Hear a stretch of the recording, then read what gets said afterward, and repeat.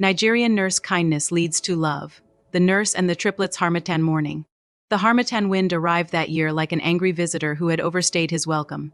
It came from the far north, sweeping across the Sahara Desert, picking up fine dust and carrying it all the way down to the villages of the south. For weeks now, the mornings had dawned gray and hazy, the sun struggling to pierce through the veil of cold dust that hung in the air. The trees along the roadside wore coats of gray, and every surface, every leaf, every rooftop, every parked vehicle was covered in a fine layer of reddish-brown powder. Amina stepped off the rickety local bus just as the clock in the village square struck 8. The bus, a decrepit Toyota Hiace that had seen better decades, coughed and spluttered behind her as it continued on its journey, disappearing into the Harmattan haze like a ghost. She stood by the roadside for a moment, adjusting the strap of her cool box on her shoulder and taking in the familiar sights of her homeland. The village of Odakwu was waking up slowly. A woman in a brightly colored wrapper passed by with a basin of oranges balanced on her head, greeting Amina with a nod. A group of young boys chased a football made of tied-up plastic bags across a dusty field, their laughter carrying through the crisp morning air. From somewhere in the distance came the rhythmic thud of a pestle-pounding yam in a wooden mortar, the unmistakable soundtrack of a Nigerian morning. Amina smiled despite herself. There was something comforting about returning to this place, even though her heart sometimes yearned for the bright lights and opportunities of the city where she had trained. Lagos had been overwhelming, the noise, the crowds, the endless hustle, but it had also been exciting. She had learned so much in those 3 years at the School of Nursing, had made friends from all over the country, had seen things she had never imagined as a village girl. But when her course finished, and the letters of application she sent to city hospitals went unanswered, she had no choice but to come home. Now here she was, a qualified nurse, back in the very village she had left with such high hopes. Her mother had welcomed her with open arms, of course, grateful to have her only daughter home. But Amina had seen the worry in her mother's eyes, the unspoken question of what would become of her now, of whether all those years of sacrifice had been worth it. The job at the general hospital had come through 2 months after her return. It wasn't much, a junior position with a salary that barely covered their needs, but it was a start. And today, for the first time, she had been entrusted with an outreach assignment on her own. She was to go to Lee Primary School, a small public school on the outskirts of the village, and immunize the children there. It was routine work, the kind of thing she had done many times during her training, but it felt significant nonetheless. It felt like proof that her superiors trusted her, that she was truly a nurse now. She clutched the cool box tightly as she began to walk. Its weight was a comfort, a tangible symbol of her new beginning. Inside, nestled in nice packs that she had carefully arranged before leaving the hospital, were the precious vials of life-saving vaccines. There was the BCG vaccine against tuberculosis, the pentavalent vaccine. For diphtheria, tetanus, pertussis, hepatitis B and Hib, the oral polio vaccine, and the measles vaccine. Each vial represented a child protected, a life potentially saved. The responsibility weighed heavily on her, but it was a weight she carried gladly. The path to the school was a familiar red earth trail, worn smooth by generations of bare feet and bicycle tires. It wound past cassava farms where women bent over the earth, tending to their crops, and past mango trees whose branches hung heavy with unripe fruit. The harmattan had dried out the landscape, turning the lush green of the rainy season into a palette of browns and ochres, but there was still beauty here, a beauty that Amina had only come to appreciate after living in the city. As she walked, her mind wandered to her mother. Mama had been a widow for 10 years now, ever since Amina's father died from a sickness that might have been treatable if they had reached the hospital in time. That was the memory that had driven Amina into nursing, the image of her father's wasted body, the helplessness she had felt, the determination that no child of hers would ever have to watch a parent die for lack of medical care. Her mother had sold cassava and ground nuts at the village market to pay for her school fees, had gone without new clothes for years so that Amina could have textbooks and uniforms. Everything Amina had achieved, she owed to that strong, resilient woman. The sound of a motorcycle approaching from behind broke her reverie. She stepped aside to let it pass, but it slowed to a stop beside her instead. The rider was a young man she recognized, Chidi, her mother's neighbor's son. "Amina, my sister, where are you going with that box so early?" he asked, his breath forming small clouds in the cold air.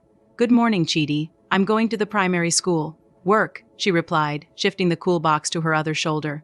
"Ah, our nurse." He grinned. "Climb on the back. I will take you. The school is far on foot." Amina hesitated for a moment, then nodded gratefully. She settled onto the back of the Okada, holding the cool box carefully in her lap. Chidi revved the engine, and they set off along the bumpy path, the wind whipping at Amina's uniform and carrying more dust into her eyes. She closed them tightly and held on. They passed through the heart of the village, the market square where traders were already setting up their stalls, the church with its whitewashed walls and rusty corrugated iron roof, the primary health center where Amina had done part of her training. Then they were out on the open road again, heading towards the outskirts where the school was located. Chidi dropped her at the junction leading to the school, refusing to take the money she offered. "Ah, Amina, you want to insult me? We are family. Go and do your work well." He was gone before she could protest further, his motorcycle disappearing into the haze. Amina continued on foot, the school gates now visible in the distance. It was then that something caught her eye, a flash of bright, mismatched colors under the giant shade of an ancient locust bean tree just off the path. She paused, curiosity getting the better of her, and as she drew closer, she saw that it was 3 little girls. Playing. They couldn't have been more than 5 years old. They were building a village from sand and twigs, their laughter ringing out like tinsui bells in the quiet morning. One of them was arranging small stones in a circle, another was sticking twigs into the sand to represent trees, and the third was smoothing out a road with her small palm. They were completely absorbed in their imaginary world, oblivious to everything around them. Amina smiled, remembering her own childhood days of playing under this very tree. But as she drew closer, her trained eye took in more details. Their once colorful dresses, one pink, one yellow, one green, were caked in dry mud. Their faces were streaked with a combination of sand and what looked like dried sweat, their hair plaited in what must have been elaborate styles, was now dusty and unkempt, with beads and ribbons hanging loose. Their feet were bare and filthy. They were, in a word, dirty. For a moment, Amina thought about continuing to the school. She had a schedule to keep, after all, and the head teacher was expecting her.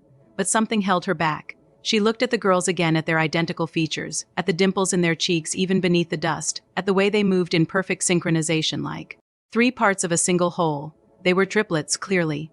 And they were here, alone, playing in the dirt while they should have been in school or at home with their parents. The compassionate heart that had led her into nursing stirred within her. These children were exactly the kind who often missed out on immunization, the ones whose parents were too busy, too poor, or too uninformed to bring them to the health center. If she vaccinated them now, she would be saving them from a possible trip to the hospital. Later, more than that, she would be showing them kindness, and in a world that often overlooked children like these, kindness mattered. She made her decision.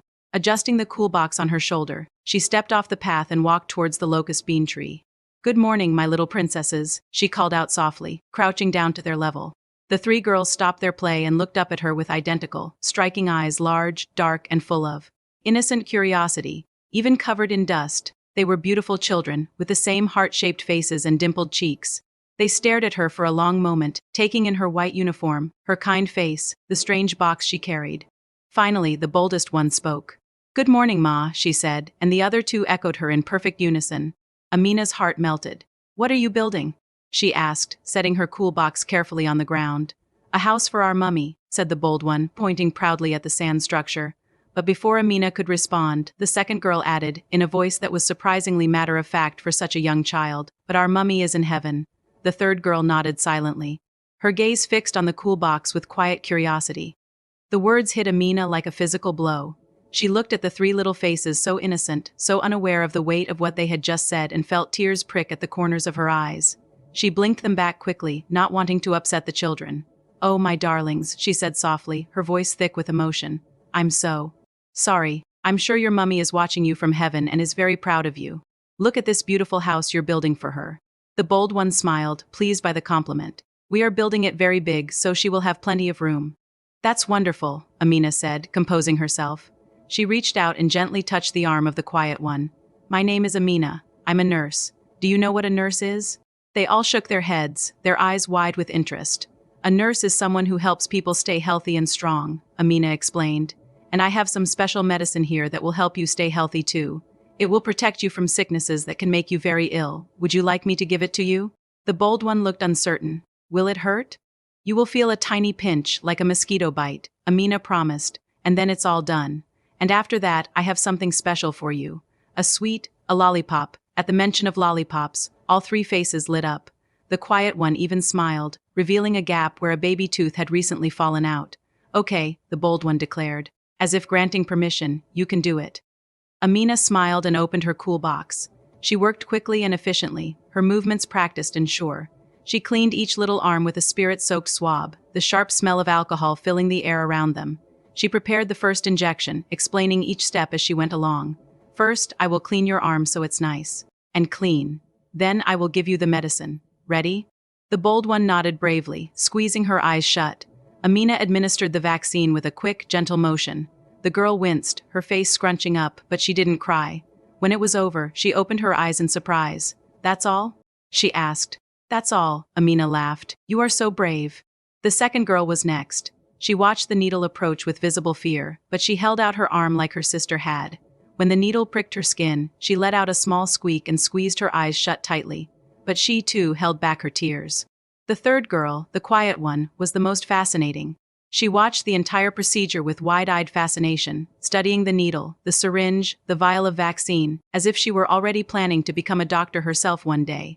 When Amina cleaned her arm, she didn't flinch. When the needle went in, she simply looked at Amina with an expression that seemed to say, "Is that all you've got?" It was all Amina could do not to laugh out loud. Such brave, strong girls. Amina praised them, reaching into her bag for the promised reward. She pulled out 3 lollipops, bright red, orange, and yellow, and placed one into each of their little palms. The transformation was instant and magical. Their faces lit up with radiant smiles that seemed to chase away the harmattan gloom. They examined the sweets, as if they were precious jewels, turning them over and over, marveling at the colors, the wrappers, the promise of sweetness within. "Thank you, Ma." They chorused, their voices filled with genuine delight. Amina was about to respond when a deep, anxious voice boomed from behind her, cutting through the morning air like thunder. "Adago. Adaobi. Adana. What is going on here?" 3 little angels. The voice that boomed from behind Amina was deep and resonant, carrying the unmistakable authority of a man accustomed to being obeyed. But beneath that authority, Amina could hear something else: fear. Raw, unguarded fear that turned the single question into a cry of paternal panic. She turned slowly, her heart suddenly pounding in her chest. In that brief moment before she faced the speaker, a dozen thoughts raced through her mind. Had she done something wrong? Should she have waited for a parent? In the village, people were suspicious of strangers with needles. There were stories, false ones, mostly about nurses stealing children, about vaccines that caused more harm than good. What if this man believed such stories? What if he accused her of hurting his children? But when she turned and saw the man striding towards them, her fear was replaced by something else: surprise. He was tall and broad-shouldered, built like a man who had never known hunger. But it wasn't his physical stature that caught her attention. It was his clothes. In a village where most men wore faded shirts and rubber slippers, this man was dressed in a pair of crisply ironed jeans and a simple but high-quality polo shirt that probably cost more than Amina's monthly salary. He wore designer sunglasses pushed up on his head, and a large, expensive-looking watch glinted on his wrist with every movement.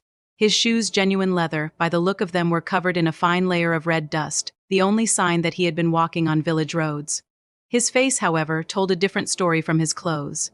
It was a face etched with worry, the brows furrowed, the jaw tight with tension.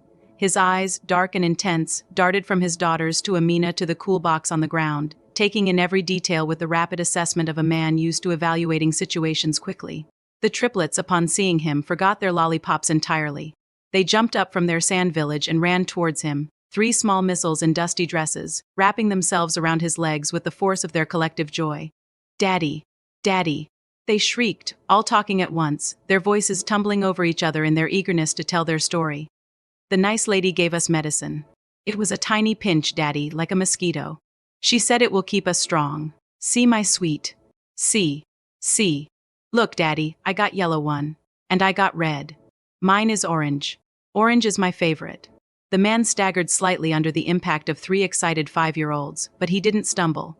He looked down at them, his expression shifting from fear to confusion to a dawning, overwhelming relief. He knelt down, right there in the dust, uncaring of how it would affect his expensive jeans, and gathered all 3 of them into his arms. "Are you okay?" he asked, his voice now soft, almost breaking. "Are you hurt? Did she hurt you?" "No, Daddy." Adago, the bold one, Amina now knew, declared firmly. "She was nice. She said we are brave girls." Adaobi nodded vigorously, the bravest in the whole world. Adana, the quiet one, simply leaned her head against her father's chest and held up her orange lollipop as if it were proof of something wonderful.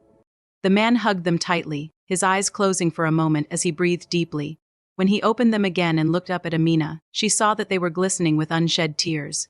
He stood up slowly, keeping one hand on Adana's head as if he needed to maintain physical contact with his children to reassure himself that they were truly safe. He walked towards Amina, his hand extended. Please, he said, his voice rough with emotion. Forgive my outburst. I am Chief Ifeanyi Okonkwo.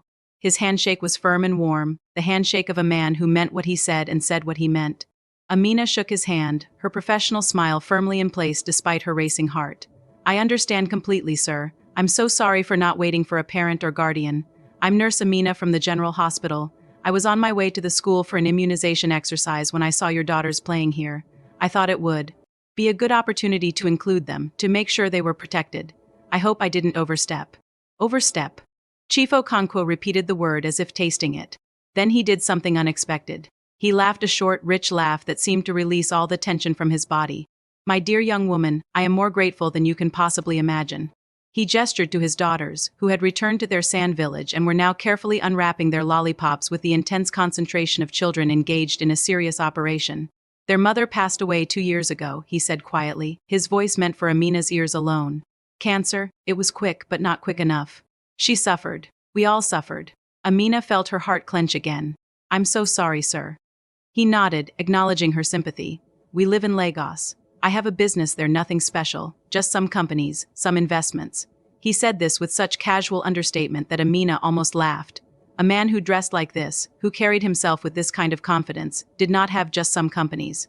But she said nothing, letting him continue. I brought the girls to the village to spend Christmas with their grandmother, he explained. Their mother's mother. She lives here in Odakwu. I thought it would be good for them to get away from the city, to breathe clean air, to run free like children should. Their cousins are here to their mother's sister's children. This morning, they all ran off together. The cousin, a boy of about 10, said he was taking them to play by the river. He shook his head, a mixture of frustration and residual fear in his expression. I've been looking for them for the past hour. I went to the river first, that's where children usually play. Nothing. I asked everyone I met. No one had seen 3 little girls in dusty dresses. I was about to go to the village head, to organize a search party, when I passed by here and saw. He trailed off, looking at his daughters again. They had succeeded in unwrapping their lollipops and were now sucking on them contentedly, their earlier excitement giving way to the simple pleasure of sweetness. The sand village lay forgotten at their feet. When I saw them with a stranger, he continued, my heart stopped. You have to understand, Nurse Amina, in Lagos, we hear stories. Children taken, children hurt, children lost, every parent's nightmare. And here were my 3 precious girls, alone with someone I didn't know, and I thought. He couldn't finish the sentence. He didn't need to. But then I saw their faces, he said, his voice softening. They weren't scared. They weren't crying. They were happy. They were waving lollipops and talking about a nice lady who gave them medicine.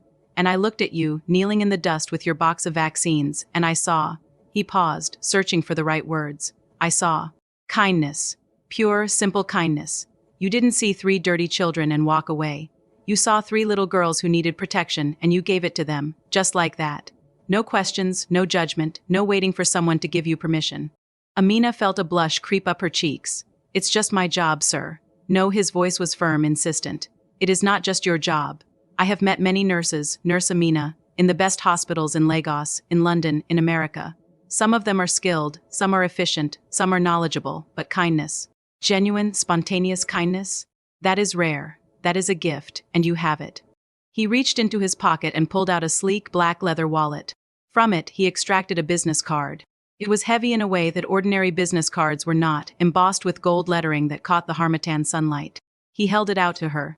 Please, take this, he said. After the Christmas holidays, if you are interested, I have a proposition for you. Call me. I have a job for you in the city. Amina stared at the card as if it were made of solid gold. Okonkwo Industries. Chief Ifeanyi Okonkwo, Chairman. A phone number with a Lagos prefix. An email address. A website. Her mind, usually so clear and focused, was spinning like a wheel in mud. Sir, I don't know what to say, she stammered. I just started my job here. I can't just leave. My mother is here. Everything I have is here. Think about it, he said gently, pressing the card into her palm and closing her fingers around it. That's all I ask. Think about it. Call me after the new year. No pressure, just a thought. He smiled warmly, and in that smile, Amina saw the man behind the wealth, a father, a widower, a human being who had just been given a gift. He hadn't expected. He turned to his daughters. Come on, my Adas. Let's go find your grandmother and get you cleaned up. Say thank you to Nurse Amina. The triplets scrambled to their feet, clutching their half-sucked lollipops. They ran to Amina and one by one hugged her legs. "Thank you, Nurse Amina." Adago chirped, "Thank you for the medicine." Adobe added. Adana simply looked up at her with those large, dark eyes and smiled a smile that said more than words ever could. Then they were gone, following their father down the path towards the village, their small voices drifting back on the harmattan wind. Amina watched them until they disappeared into the haze, three little figures in dusty dresses, holding hands with a man who loved them more than anything in the world. She looked down at the card. In her hand, it felt impossibly heavy, as if it contained not just contact information but an entire future, an entire world of possibilities. She turned it over, studying the embossed lettering, the clean lines, the weight of it between her fingers.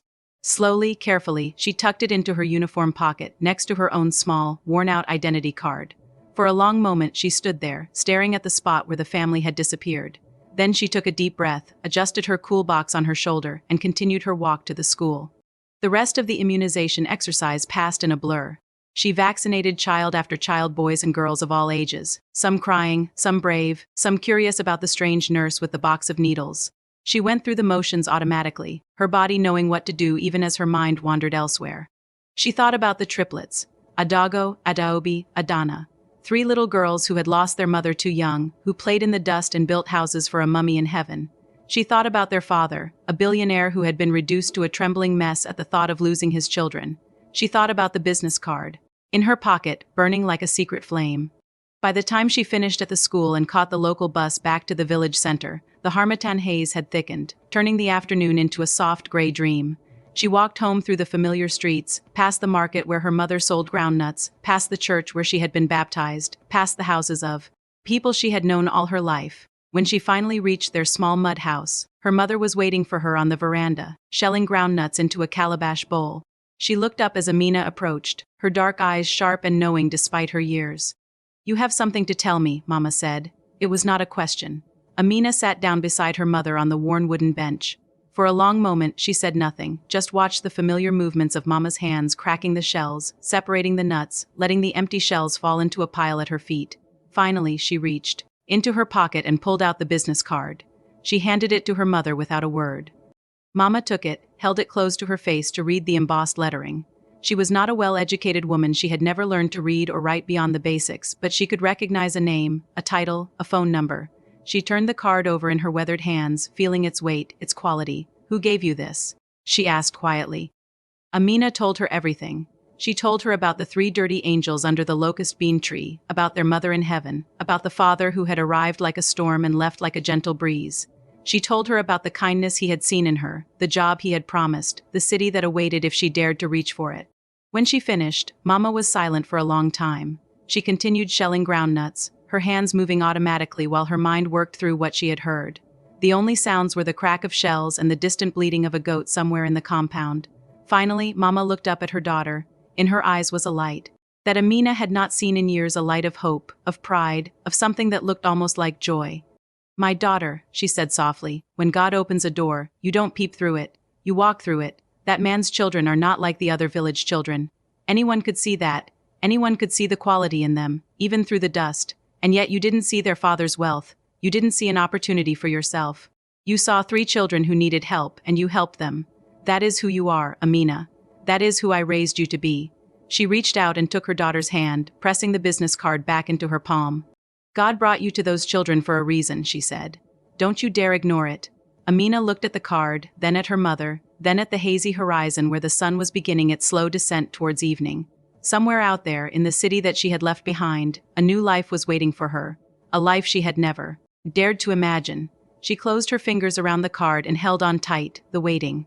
The days between Christmas and the New Year passed slowly for Amina, each one stretching like rubber, heavy with anticipation and doubt. The village of Odakwu had transformed for the holidays, more people on the streets, more children playing, more laughter echoing from every compound as sons and daughters returned from the cities to celebrate with their families. But Amina moved through the festivities like someone in a dream, her mind forever drifting back to that morning under the locust bean tree. She had kept the business card hidden in the small wooden box where she stored her most precious possessions, her nursing certificate, a photograph of her father taken months before his death, a gold-plated cross that her mother had given her on the day of her graduation. At night, when the kerosene lamp was turned low and her mother's gentle snoring filled the small house, Amina would take out the card and study it by the faint light filtering through the window. Okonkwo Industries. Chief Ifeanyi Okonkwo, chairman. The words seemed to glow with possibility. But doubt crept in during the daylight hours. Who was she, after all, to believe in such dreams? She was a village girl, a junior nurse at a small government hospital, the daughter of a groundnut seller. Men like Chief Okonkwo did not hand out opportunities to people like her. Perhaps he had simply been emotional, grateful in the moment, and would forget all about her once he returned to the city. Perhaps the card was nothing more than a polite gesture, a way of saying thank you without meaning anything. These thoughts tormented her as she went about her daily routines. She went to the hospital, she tended to patients, she came home, she helped her mother with the cooking and cleaning. On Christmas Day, she attended church services and a trice and chicken at a neighbor's compound, laughing with old friends and pretending that everything was normal. But beneath the surface, she was churning with uncertainty. Her mother watched her with knowing eyes but said nothing. Mama had learned long ago that some lessons could only be learned through experience, some decisions could only be made when the heart was ready. She continued her life as always, selling groundnuts at the market, attending women's meetings at the church, cooking and cleaning, and praying, but she prayed a little longer each night, adding special intentions for her daughter's future. The day after Christmas, Amina walked past the locust bean tree where she had first met the triplets. The sand village was gone, scattered by wind and passing feet, but the spot remained. She stood there for a long time, remembering 3 little faces lighting up at the sight of lollipops, remembering a father's voice trembling with fear and gratitude. She wondered where they were now, still in the village, visiting their grandmother. Or had they returned to the city already? On the morning of December 28th, something happened that shook Amina from her reverie. She was walking through the village market on her way to the hospital when she saw a familiar figure, a tall, broad-shouldered man in casual clothes, accompanied by 3 little girls in clean, beautiful dresses. Chief Okonkwo and the triplets were buying fruits from a stall, the girls pointing excitedly at oranges and bananas and pawpaws. Amina's heart stopped. She considered crossing the road, avoiding them, slipping away before she was noticed. But before she could move, little Adana looked up and saw her. The girl's face broke into a radiant smile, and she tugged urgently at her father's sleeve. "Daddy? Daddy? Look! It's Nurse Amina." Chief Okonkwo turned, and when his eyes found hers, he smiled warmly and waved her over. There was no escape now. Amina crossed the road, her heart pounding, and greeted them. "Good morning, Chief Okonkwo. Good morning, my princesses." The triplets swarmed her, hugging her legs and chattering excitedly. They showed her the fruits they had chosen, told her about their Christmas presents, complained that their grandmother made them take baths every single day. Amina laughed and listened, her earlier anxiety melting away in the warmth of their affection. Chief Okonkwo watched the interaction with a soft smile. When the girls finally ran off to examine another stall, he turned to Amina. "I was going to look for you before we left," he said. "We're returning to Lagos on January 2nd. I wanted to make sure you still had my card." "I do, sir," Amina said quietly. "And have you thought about my offer?" Amina hesitated. The doubts that had plagued her 4 days rose up again, clamoring for expression. But looking into this man's kind, patient eyes, she found herself speaking from the heart. "I've thought about nothing else, sir," she admitted. "But I'm afraid of leaving my mother. I'm afraid of going to a city where I know no one. I'm afraid that I'm not enough for whatever opportunity you have in mind." Chief Okonkwo nodded slowly, as if he had expected this answer. "Fear is not a sign of weakness, Nurse Amina. It is a sign that you understand the weight of what you're considering. But let me tell you something." He leaned closer, his voice low and sincere. "I have met many people in my life, educated people, wealthy people, powerful people, and I have learned that the things that matter most cannot be taught in schools or bought with money. Kindness, compassion, a heart that sees others before itself. You have these things, the rest can be learned." He reached into his pocket and pulled out another card identical to the first, but this time he took a pen from his shirt and wrote something on the back. "This is my direct line. Not my office, not my assistant. Me. Call me on January 3rd. Tell me yes or tell me no, but don't let fear make the decision for you." He pressed the card into her hand and smiled. "Now enjoy the rest of the holidays. And if you see my daughters before we leave, don't be surprised if they ask you for more lollipops." He laughed and walked away, gathering his daughters and heading towards the village center. Amina stood in the middle of the market, clutching the card, watching them go. The remaining days until the new year passed in a blur of conflicting emotions. Amina went to work, tended to patients, came home. She discussed the decision with her mother late into the nights, weighing pros and cons, imagining best-case scenarios and worst-case fears. "It's not just about me," Amina said one evening. "What if I go to Lagos and fail? What if I can't find a place to live? What if the job doesn't work out? How will I afford to come back? Mama listened patiently, then spoke with the wisdom of years. My daughter, I have sold groundnuts in this market for 30 years. Some days are good, some days are bad. But I have never stopped selling because I was afraid of a bad day.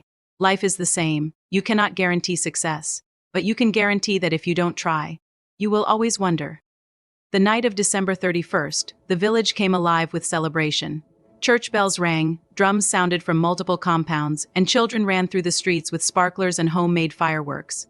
Amina attended the crossover service with her mother, praying and singing with the congregation as the clock ticked towards midnight. At the stroke of 12, as shouts of Happy New Year filled the air, Amina closed her eyes and made a decision. She would call. Whatever happened after that, she would call. The morning of January 3rd dawned bright and clear, the harmattan haze finally lifting to reveal a brilliant blue sky. Amina woke early, earlier than usual, and sat on the veranda watching the sun rise over the village.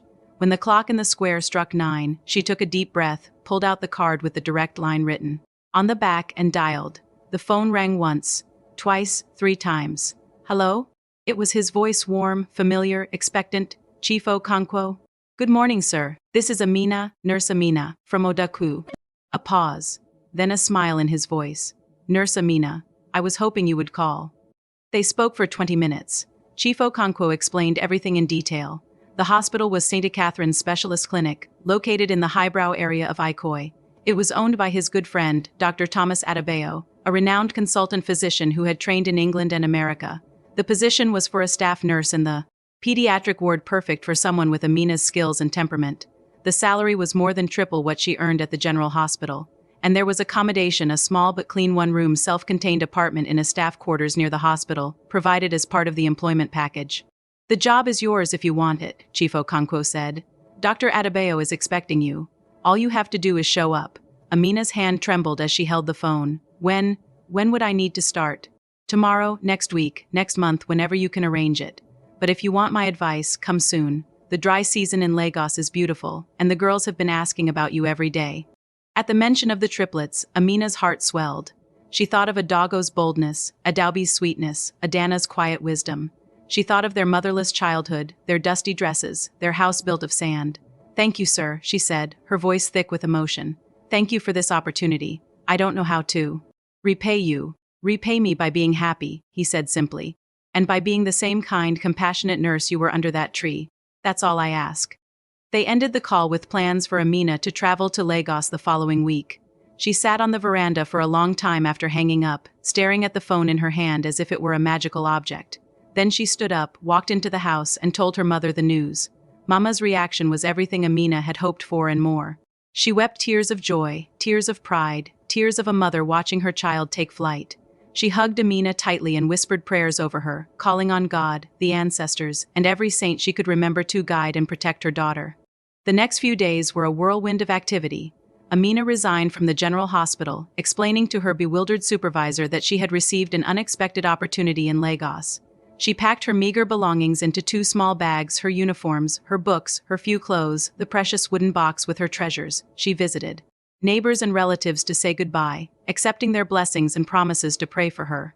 On the morning of her departure, the entire village seemed to turn out to see her off. Her mother stood at the front of the crowd, dry-eyed now but holding herself with the quiet dignity of a woman who had raised a daughter to be brave. The local bus arrived, coughing and spluttering as always, and Amina climbed aboard with her bags. As the bus pulled away, she watched her mother's figure grow smaller and smaller until it disappeared into the haze. Tears streamed down her face, but beneath the sadness of leaving was something else: excitement, anticipation, the thrilling terror of a new beginning. The journey to Lagos took most of the day.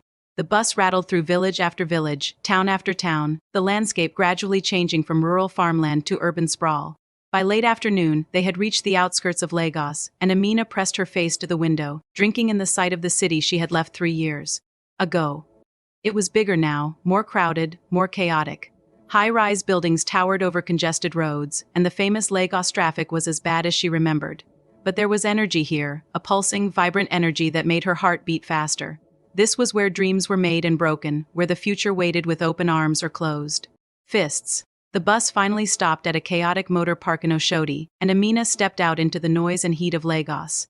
She stood amidst the crowd, clutching her bags, feeling small and lost and terrified. But before she could panic, a voice called her name. Nurse Amina. Nurse Amina. She turned to see a young man in a driver's uniform holding a placard with her name on it. He was smiling broadly, clearly relieved to have found her. Chiefo Konkwo sent me, he explained. I'm to take you to your accommodation. Please, follow me. He led her to a clean, air-conditioned car, a far cry from the rickety buses she was used to, and within minutes, they were gliding through the Lagos traffic in comfort. Amina leaned back in the soft leather seat and watched the city pass by, her heart full of wonder at how quickly her life had changed. They drove through Surulere, through Victoria Island, and finally into Ikoi, where the streets were lined with beautiful houses and lush greenery. The car stopped outside a modern apartment building, and the driver helped her carry her bags inside. The apartment was small but perfect, a clean, furnished room with a bed, a wardrobe, a small table and chairs, a separate bathroom with running water, a kitchenette with a gas cooker and a small refrigerator. It was more than she had ever dreamed of. There's food in the fridge, the driver said. Chiefo Konkwo instructed me to make sure you have everything you need. Tomorrow morning I will pick you up at 8 to take you to St. Catherine's for your interview with Dr. Adebayo. Please, rest well. He left, and Amina stood alone in her new home. She walked slowly around the room, touching the walls, the furniture, the clean white sheets on the bed. She opened the refrigerator and found it stocked with eggs, bread, milk, fruits, and bottled water. On the small table was a vase with fresh flowers and a note. Welcome to Lagos, Nurse Amina. The girls can't wait to see you. Rest tonight. Tomorrow, your new life begins. Chief Ifeanyi Konkwo. Amina held the note to her chest and wept tears of gratitude, tears of disbelief, tears of a dream coming true. When she finally composed herself, she knelt beside her new bed and prayed. She prayed. For her mother, for Chiefo Konkwo, for the triplets, for Dr. Adebayo, for herself. She prayed that she would be worthy of the trust placed in her, that she would not fail, that she would make everyone proud. Then she climbed into bed, pulled the clean white sheets up to her chin, and fell into the deepest, most peaceful sleep she had known in years, the city of dreams. Morning in Lagos arrived not with the gentle crowing of village roosters but with a cacophony of sounds that seemed to rise from the very earth itself. Amina woke to the blare of car horns, the rumble of generators, the distant call of a street vendor advertising his wares, and the ever-present hum of a million people going about their daily lives. For a moment she was disoriented, unsure of where she was. Then she opened her eyes and saw the unfamiliar ceiling, the clean white walls, the vase of flowers on the table, and memory came flooding back. She was in Lagos. She was in her own apartment, and today everything would begin. Amina sat up slowly, stretching like a cat after its long sleep. She had not rested so deeply in months, perhaps years. The bed was comfortable, the room was quiet despite the city noise outside, and for the first time since her father's death, she had slept without the weight of worry pressing on her chest. She smiled, thanked God silently, and swung her legs out of bed. The bathroom, when she entered it, still seemed like a luxury she had not earned. Running water, a toilet that flushed, a shower with actual water pressure. In the village, she and her mother had shared a pit latrine and bathed with buckets of water fetched from the communal tap. This was abundance. She stood under the hot spray for a long time, letting it wash away the last traces of travel fatigue, and emerged feeling reborn. She dressed carefully in her best uniform, the one she had kept for special occasions, starched and ironed to perfection. She pinned her nurse's cap securely to her head, checked her reflection in the small mirror, and nodded with satisfaction. The woman who looked back at her was professional, capable, ready, at exactly 8 o'clock. The driver from the previous day knocked on her door. Amina grabbed her bag, took one last look around her new home, and stepped out to meet her future. The drive to St. Catherine's specialist clinic took only 10 minutes, but it felt like a journey into another world. They passed through gates into a compound of immaculate lawns and modern buildings, where polished signs pointed the way to various departments. The clinic itself was a stunning structure of glass and white concrete, with palm trees lining the entrance and a fountain splashing cheerfully in the forecourt. Amina had seen hospitals like this only in magazines, places where the wealthy came to be healed in comfort and style. The driver led her to the reception desk, where an impeccably dressed woman smiled and asked her to wait. Amina sat in a plush armchair, clutching her bag, trying not to stare at the marble floors, the expensive artwork on the walls, the soft instrumental music playing from hidden speakers. Everything about this place whispered money, class, excellence. She did not wait long. Within minutes, a door opened and a man stepped out, a distinguished gentleman in a white coat, with silver hair and kind eyes behind wire-rimmed glasses. He walked towards her with his hand extended. Nurse Amina? I'm Dr. Thomas Adebayo. Welcome to St. Catherine's. His handshake was warm and firm, his smile genuine. He led her into his office, a spacious room with floor-to-ceiling windows overlooking a garden, and gestured for her to sit. For the next hour, they talked. Dr. Adebayo asked about her training, her experience, her reasons for becoming a nurse. Amina answered honestly, speaking of her father's death, her desire to help others, her time at the School of Nursing. She spoke of her work at the General Hospital, the patients she had cared for, the challenges she had faced. She did not try to impress him with grand claims or false achievements. She simply told the truth. When she finished, Dr. Adebayo leaned back in his chair and studied her for a long moment. Then he smiled. Chief Okonkwo told me you were special, he said. He said you had a quality that couldn't be taught. I see now what he meant. You have compassion, Nurse Amina. Real, genuine compassion, that is rarer than gold in this profession. He stood up and walked to the window, looking out at the garden. I could have hired any number of nurses for this position. Highly qualified nurses with years of experience in top hospitals. But I didn't want just qualifications. I wanted someone with heart, someone who would see the children in my ward not as cases but as human beings. Someone who would treat them with the same kindness you showed 3 little girls under a tree. He turned back to face her. The job is yours if you still want it. Amina's eyes filled with tears she could not hold back. She nodded, her voice catching in her throat. Thank you, sir. Thank you so much. I won't let you down. Dr. Adebayo smiled warmly. I know you won't. Can you start tomorrow? Yes, sir, absolutely. Excellent. My head nurse, Matron Grace, will show you around today and get you oriented. She's been here since we opened. She knows everything there is to know. Learn from her and you'll do fine. He shook her hand again and led her out to meet Matron Grace, a stout woman in her 50s with a no-nonsense demeanor but kind eyes. Over the next several hours, Matron Grace walked Amina through every corner of the hospital, the pediatric ward where she would work, the emergency department, the pharmacy, the laboratories, the staff rooms, the cafeteria. She explained protocols, introduced her to colleagues, showed her where supplies were kept and how things were done. By the end of the day, Amina's head was spinning with information, but her heart was full. She had found her place. She belonged here. The driver was waiting to take her home, but as they approached the apartment building, he turned down a different street. Chief Okonkwo's instructions, he explained. You're to have dinner with the family. Before Amina could protest, she was tired. She was overwhelmed. She was not dressed for such an occasion. They were pulling through the gates of a magnificent mansion. It was not a house. It was a compound. Multiple buildings surrounded a central courtyard with a swimming pool and manicured gardens. The main house was a 2-story structure of modern design, all glass and angles, with lights already glowing warmly in the evening twilight. The driver led her to the front door, where a uniformed housekeeper greeted her and took her inside. Amina stepped into a world she had only ever imagined: high ceilings, elegant furniture, artwork on the walls, the soft gleam of polished wood and marble.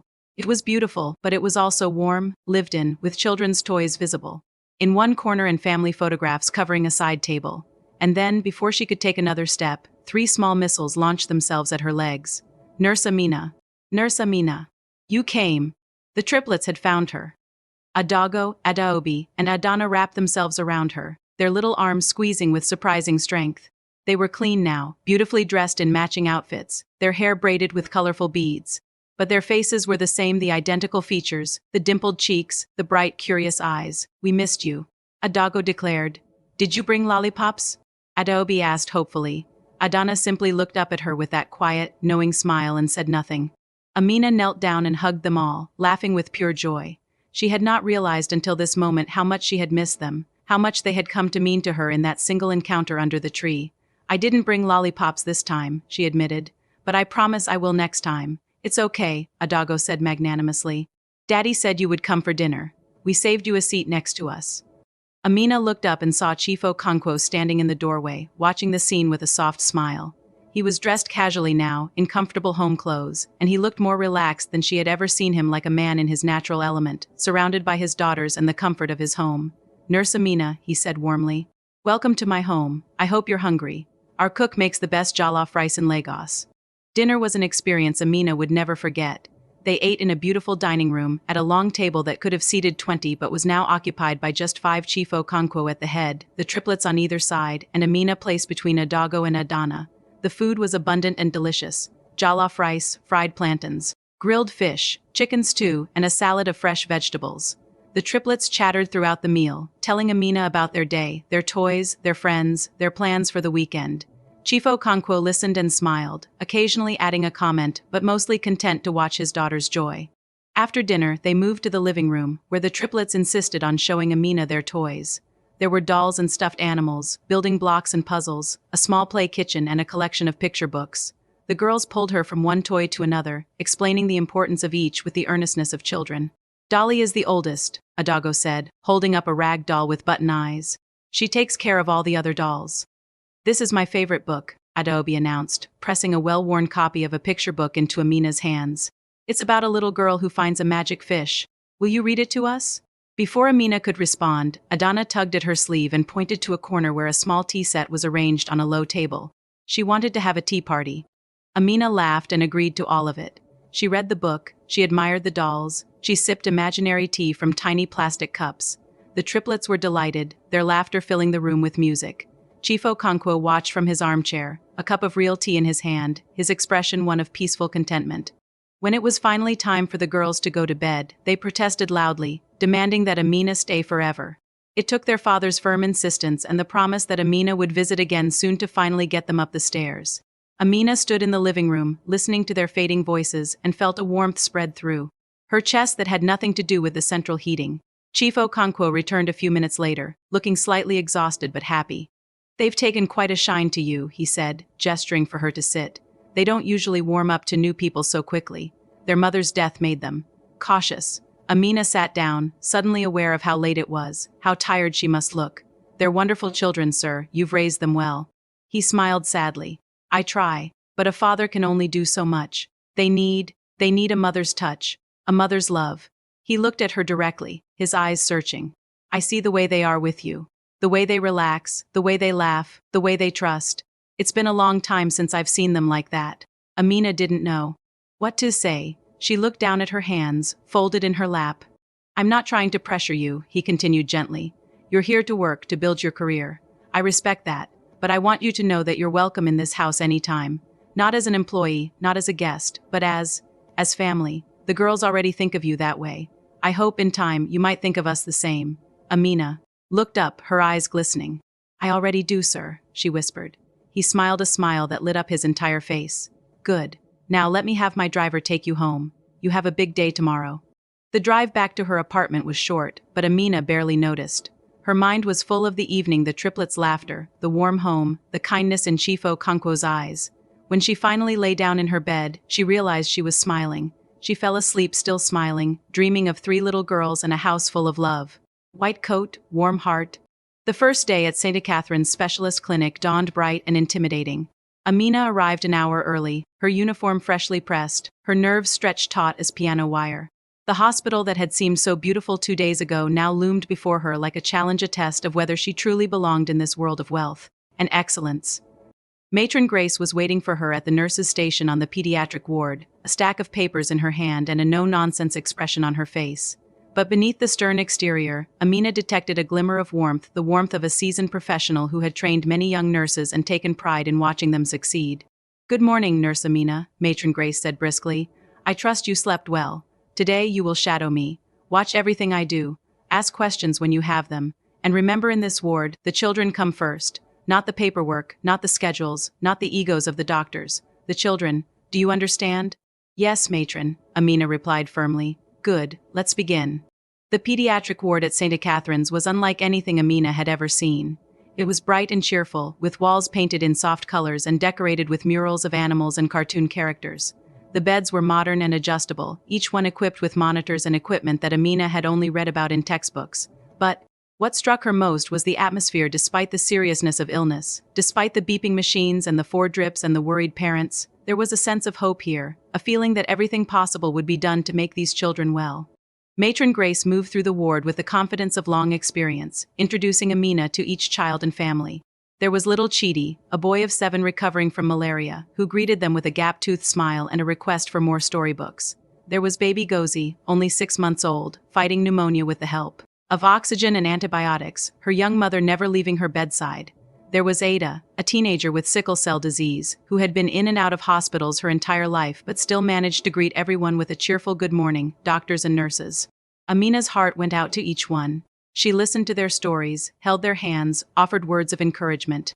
By the time the morning ward round was complete, she had already begun to form bonds with these children, bonds that would only grow stronger in the days and weeks to come. The work was demanding. There were medications to administer, vital signs to monitor, dressings to change, parents to counsel. There were emergencies that required quick thinking and steady hands. There were difficult conversations when test results came back bad, when treatments didn't work, when hope began to fade. Amina threw herself into it all with the same dedication she had shown in the village, but now she had better tools, better support, better resources to do her job well.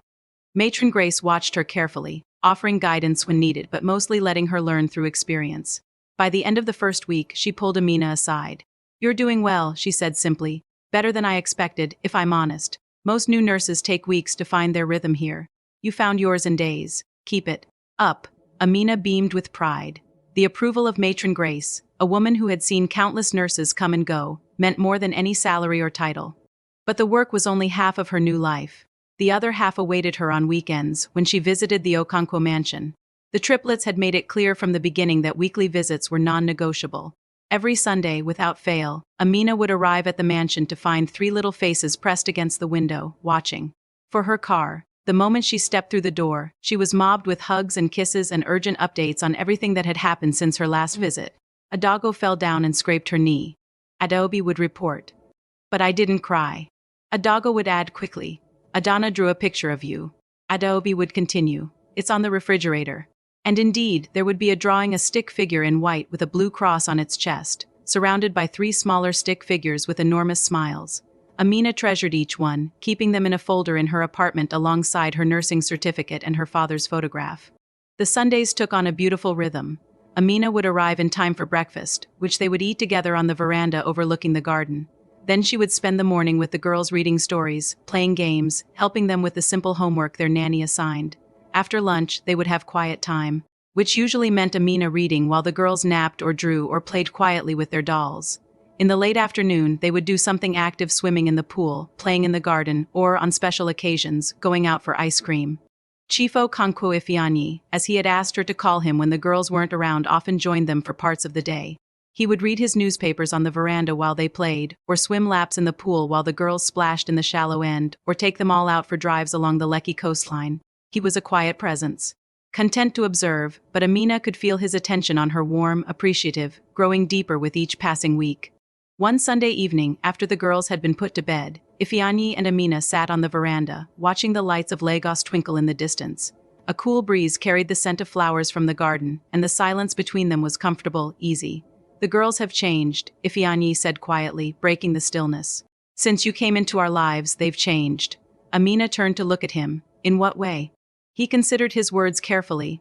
"They're happier, more confident. They laugh more. They talk about their mother more freely, not with sadness, but with love. They've started drawing pictures of her again. For 2 years they wouldn't. It was too painful. But now," he trailed off, shaking his head, "I don't know how you've done it. I don't know what magic you possess. But I am grateful, more grateful than I can say." Amina felt tears prick at her eyes. "I haven't done anything special," she said softly. "I just love them. They're so easy to love." "That's exactly what makes you special," Ifeanyi replied. "Most people think love has to be earned, that it's a reward for good behavior or achievement. But you just love, freely, unconditionally, like it's the most natural thing in the world." He paused, then added, almost to himself, "Their mother was like that." The mention of his late wife hung in the air between them. Amina didn't know what to say, so she simply waited. Ifeanyi took a deep breath. Her name was Neka. She was the kindest person I've ever known. She saw good in everyone, even when there was no good to see. She loved those girls with her whole heart every moment of every day. When she died, I thought that part of our lives was over. I thought we would never know that kind of love again. He turned to look at Amina, his eyes shining in the dim light. "But then you came. Under a tree in a dusty village, you showed my children the same kindness their mother would have shown them. And now, here you are, loving them like they're your own." Amina's tears spilled over. "I never meant to take her place," she whispered. "I would never try to." "I know," Ifeanyi interrupted gently.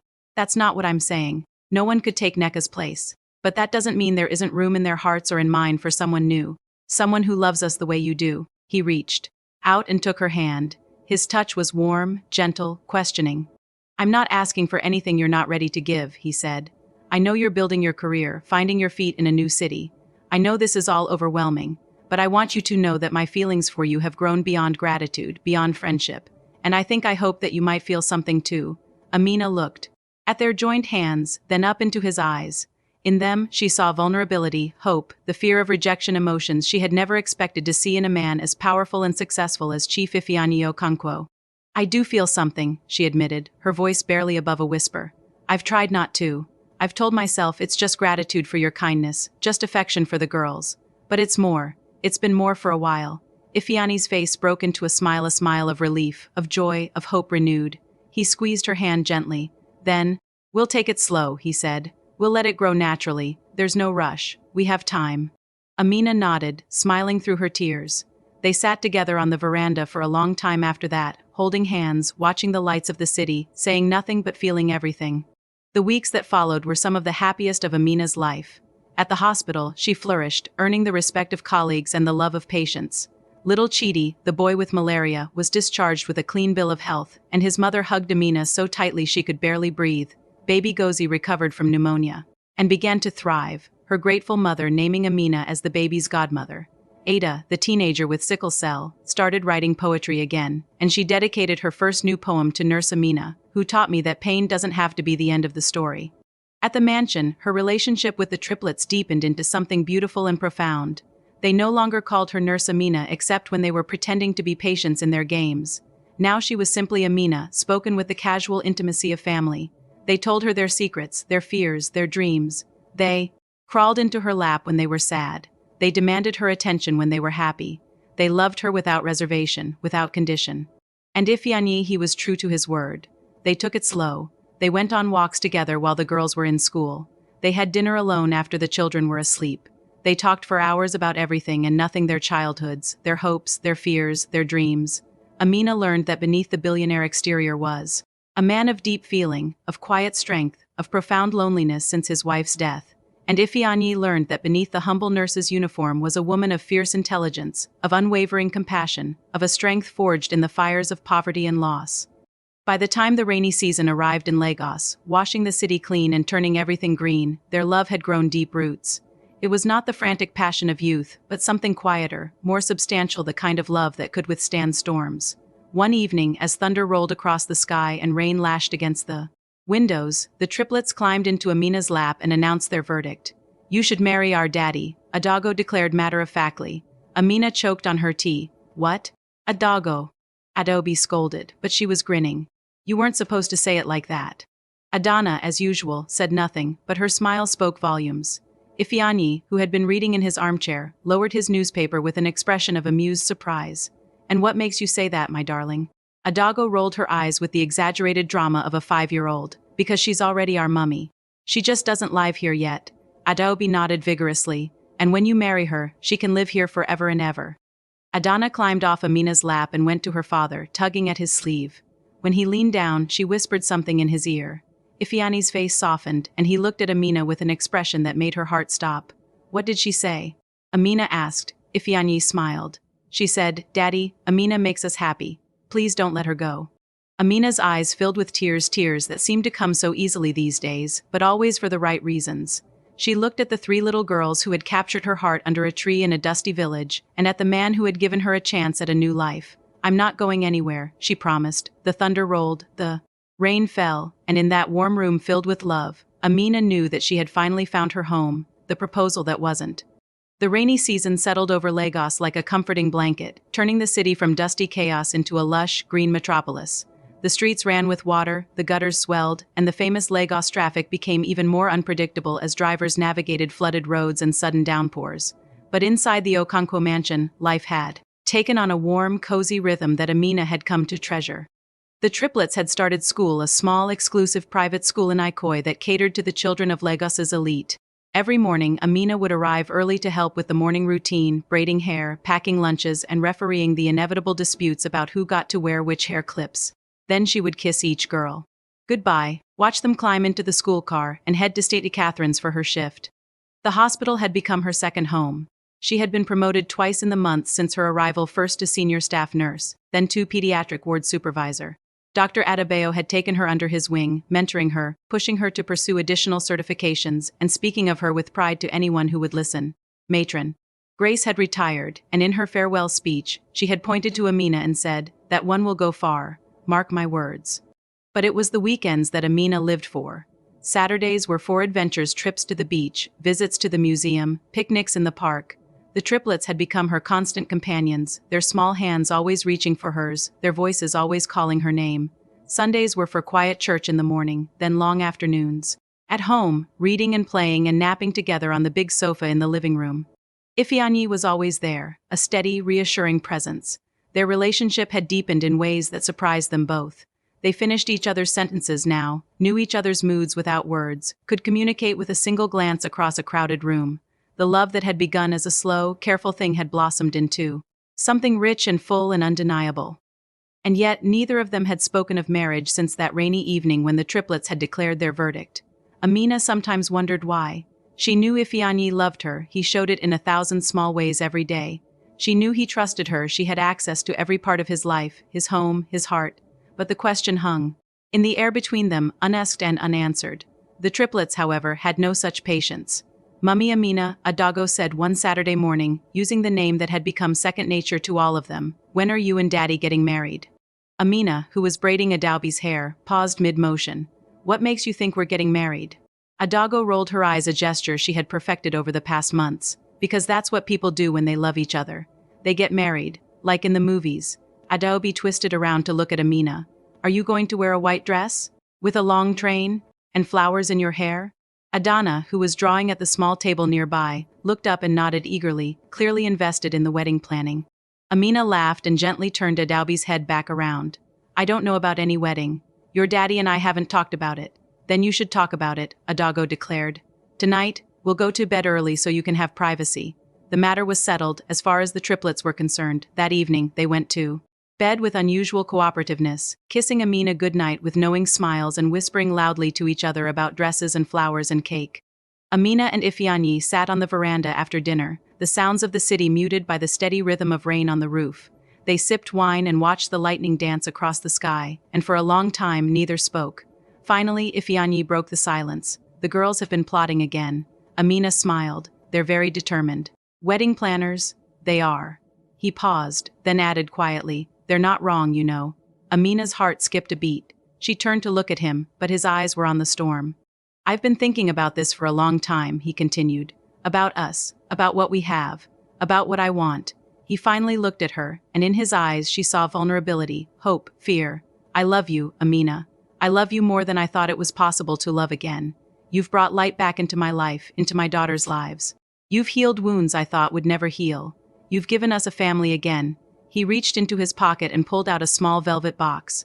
Amina's breath caught in her throat. "I was going to do this properly," he said with a rueful smile. "Candlelit dinner, roses, a fancy restaurant. But the girls have forced my hand, and honestly, I don't want to wait another day."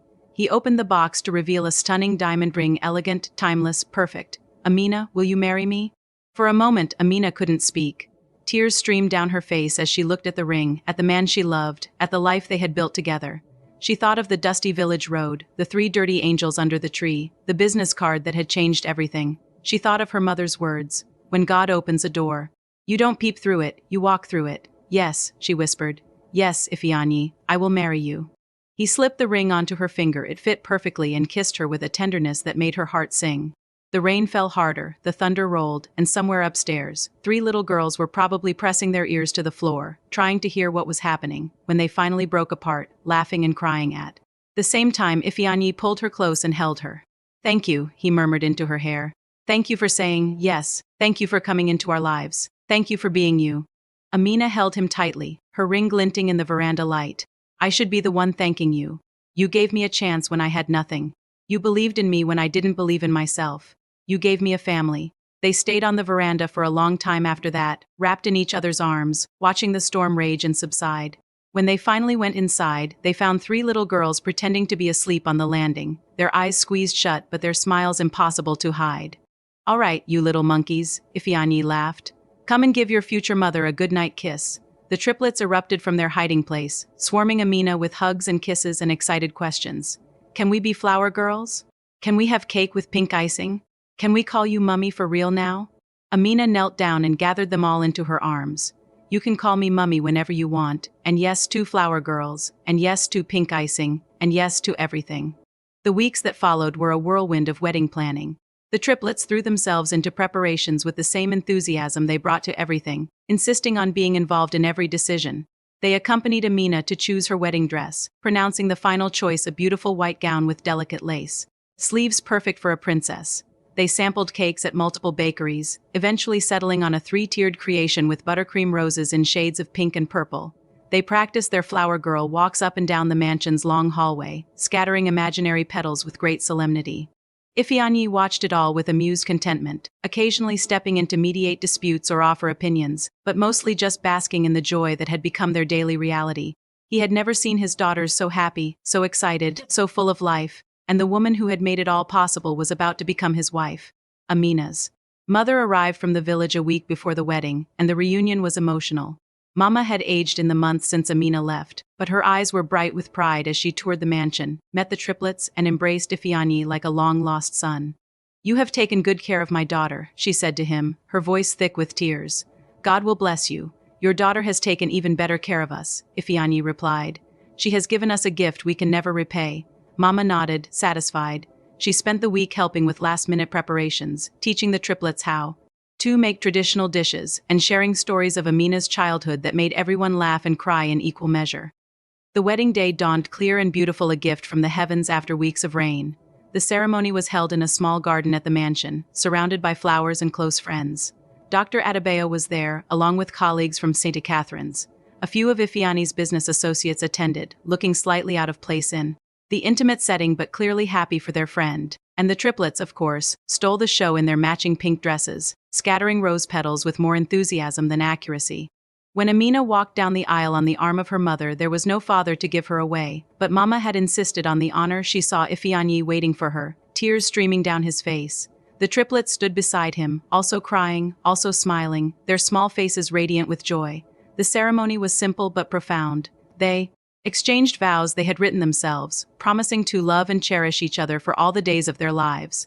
When the pastor pronounced them husband and wife, the triplets erupted in cheers, and the small gathering broke into applause. At the reception, held in a marquee on the mansion's lawn, Amina looked around at the faces of those she loved: her mother, her new husband, her three beautiful stepdaughters, her colleagues, her friends. She thought of the journey that had brought her here, the rickety bus, the dusty path, the three dirty angels under the tree. She thought of the business card that had seemed like a dream, the city that had seemed like a fantasy, the love that had seemed impossible. And she thought of her father, watching from heaven, proud of the woman his daughter had become. Ifeanyi leaned over and whispered in her ear, "Happy." She turned to him, her eyes shining. "More than I ever thought possible." Adago tugged at her sleeve. "Mummy, can we have more cake?" Adobe added, "And can we dance again?" Adana simply climbed into her lap and hugged her. No words needed. Amina laughed and hugged them all. Yes to cake, yes to dancing, yes to everything. The band struck up another song. The triplets dragged Ifeanyi onto the dance floor, and Amina sat for a moment, watching her family with a heart so full it felt like it might burst. Then she stood up, smoothed her wedding dress, and joined them. The music played, the laughter rang out, and the love that had begun under a locust bean tree in a dusty village filled the Lagos night with light. A new name, a new life. Waking up as Mrs. Amina Okonkwo on the first morning of her married life felt like stepping into a dream from which she never wanted to wake. The sun streamed through the large windows of the master bedroom, casting golden light across the white sheets and the sleeping form of her husband beside her. For a long moment, Amina simply lay there, watching Ifeanyi breathe, marveling at the impossibility of it all. Less than a year ago, she had been a junior nurse in a village hospital, sharing a cramped mud house with her mother, wondering if her life would ever amount to anything. Now she was here, in this beautiful room, married to a man who loved her beyond measure, mother to three little girls who had stolen her heart completely. The ring on her finger glinted in the morning light, a constant reminder of how dramatically her life had changed.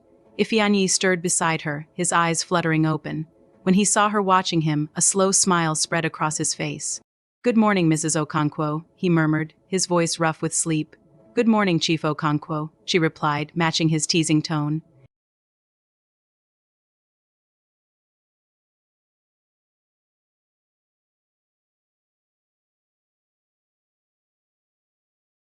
Ifeanyi's arms tightened around her. "I feel the same way. I didn't think I would ever feel this way again. After Neka died, I thought that part of my life was over. I thought I would spend the rest of my years just going through the motions, raising the girls as best I could, waiting for whatever came next. But then you came, and Everything changed. Amina nestled closer to him. I used to wonder why God sent me to that school that day. It was my first solo outreach, and I could have taken the main road, the shorter route. But something made me take the path that passed by that tree. Something made me stop and notice those girls. I used to think it was coincidence. Now I know it was destiny. They lay together in comfortable silence, watching the sun climb higher in the sky. Eventually, the sound of small feet pounding down the hallway announced the arrival of the triplets, and the door burst open to reveal 3 excited faces. "Mummy, Daddy, you're awake!" Adago shouted, launching herself onto the bed. "We've been waiting forever," Adaobi added, following her sister's lead. Adana, as always, simply climbed up and inserted herself between her parents, her small body a warm, wiggly presence. Ifeanyi groaned dramatically. "Forever? It's been 5 minutes. That's forever when you're waiting," Adago informed him solemnly. Amina laughed and gathered them all into a group hug. "What's the special occasion? Why were you waiting?" The triplets exchanged meaningful glances. Then Adago, as the self-appointed spokesperson, announced, "We want to know if you're really our mummy now, for real, forever." Amina's heart swelled.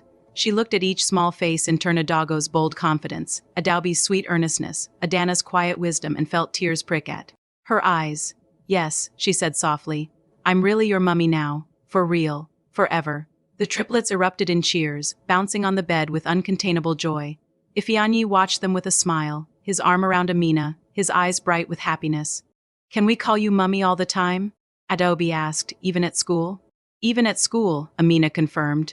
"Can we tell everyone?" Adago demanded. "All our friends? And teachers? And the lady at the supermarket?" "You can tell the whole world if you want to," Ifeanyi laughed. Adana, who had been quietly observing, reached up and touched Amina's face. "Mummy," she said softly, testing the word. Then she smiled, that rare, radiant smile that always made Amina's heart melt, and repeated it with more confidence. "Mummy?" Amina gathered her close and kissed the top of her head. "Yes, my love, Mummy." The days that followed were a beautiful adjustment to their new reality. Amina moved her remaining belongings from the staff apartment to the mansion, though she kept the apartment as a guest room and a place to retreat when she needed solitude. The triplets helped her unpack, carefully arranging her books on shelves, her clothes in the wardrobe, her precious wooden box on the nightstand beside their father's bed. The wooden box, with its treasures, her nursing certificate, her father's photograph, the gold-plated cross from her mother, and the 2 business cards Ifeanyi had given her, became a source of fascination for the girls. They made her tell the story over and over, never tiring of hearing how their father had found them under the tree, how he had given her the card, how she had come to Lagos and fallen in love with them all. "Tell us about the lollipops again," Adaobi would beg. "Tell us about how dirty we were," Adago would add with gleeful horror. "Tell us about the house we built in the sand," Adana would whisper. And Amina would tell them, each time adding new details, new memories, new expressions of love. The story became their family legend, the tale of how 3 dirty angels and a kind nurse had found each other and changed everything. At the hospital, life continued with its usual rhythms, but now there was a new dimension to Amina's work. She was no longer just Nurse Amina. She was Mrs. Okonkwo, wife of one of the most influential men in Lagos. Some of her colleagues treated her differently because of it, with more deference, more distance, but most simply continued as before, respecting her for her skills rather than her status. Dr. Adebayo called her into his office one afternoon, a week after her return from the honeymoon, a brief but blissful trip to Obudu Mountain Resort that the triplets had reluctantly allowed them to take. "I hear congratulations are in order," he said with a warm smile. "Chief Okonkwo is a lucky man." "Thank you, Dr. Adebayo. I'm the lucky one." He waved away her modesty. "Nonsense. You've earned everything you've achieved, and speaking of achievement, I have a proposal for you." He went on to explain that St. Catherine's was expanding, opening a new pediatric wing dedicated to treating children with chronic illnesses. He wanted Amina to head the nursing team, a significant promotion with increased responsibility and a substantial salary increase. "You've proven yourself time and again," he said. "Your patients love you, your colleagues respect you, and you have a gift with children that can't be taught. This new wing needs someone like you at its heart." Amina accepted without hesitation, her heart full of gratitude and excitement. When she shared the news with Ifeanyi that evening, he lifted her off her feet and spun her around the living room while the triplets cheered. "My wife, the head nurse," he proclaimed. "I always knew you were destined for greatness." That night, as they lay in bed together, Amina reflected on how full her life had become.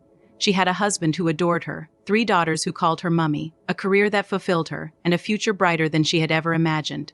The girl who had stepped off a rickety bus in a dusty village less than a year ago seemed like A stranger now, a stranger she was grateful to have left behind.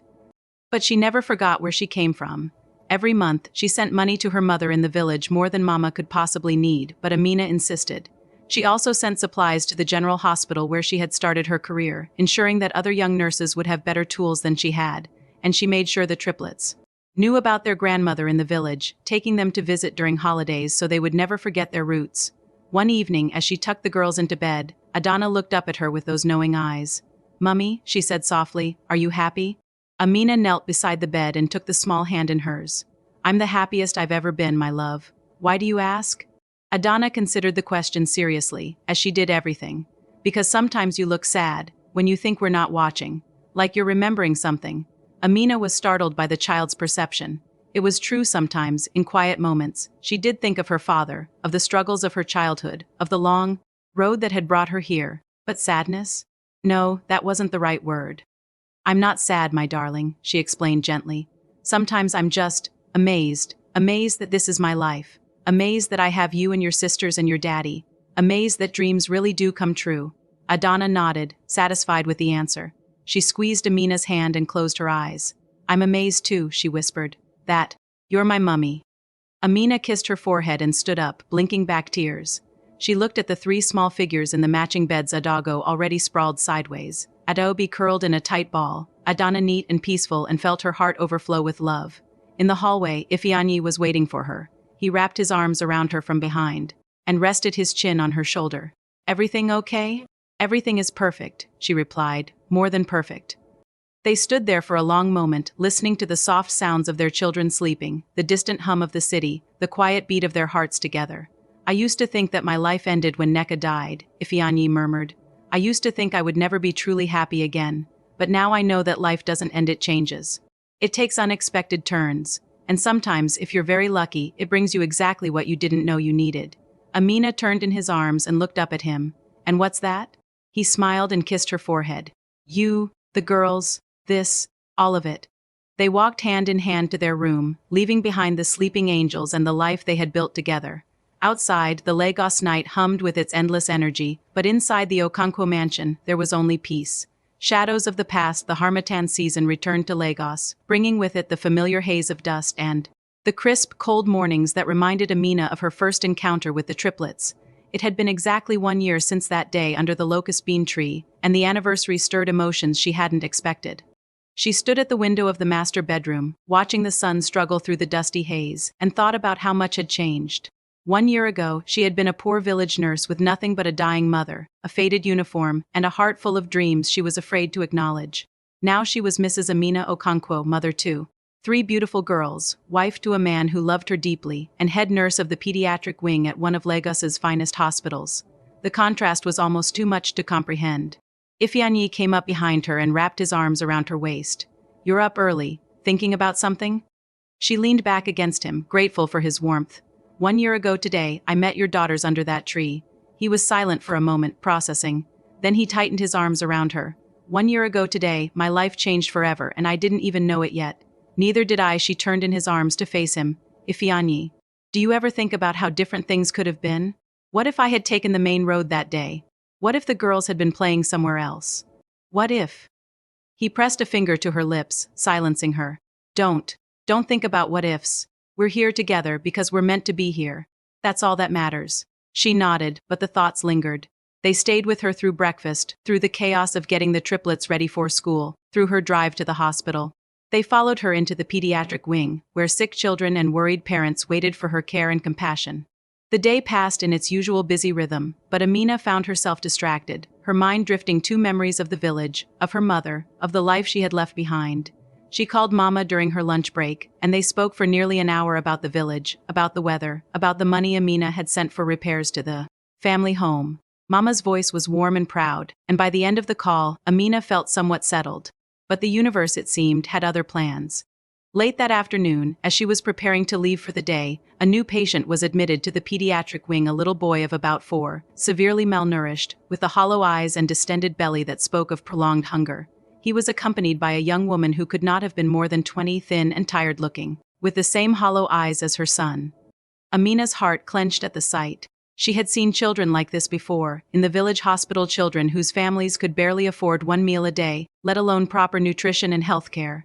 She had thought she had left such sights behind when she came to Lagos, but here they were, in the heart of the wealthy city, a reminder that poverty existed everywhere. She took charge of the admission personally, comforting the frightened mother while the medical team worked to stabilize the little boy. His name was Tund, and he was 4 years old but looked barely 2. His mother, Funmi, was a widow who had come to Lagos from a village in the east, hoping to find work and a better life. Instead, she had found only more struggle, more hunger, more despair. "We will take good care of him," Amina promised, holding Funmi's trembling hands. "He's in the best place he can be. But you must also take care of yourself.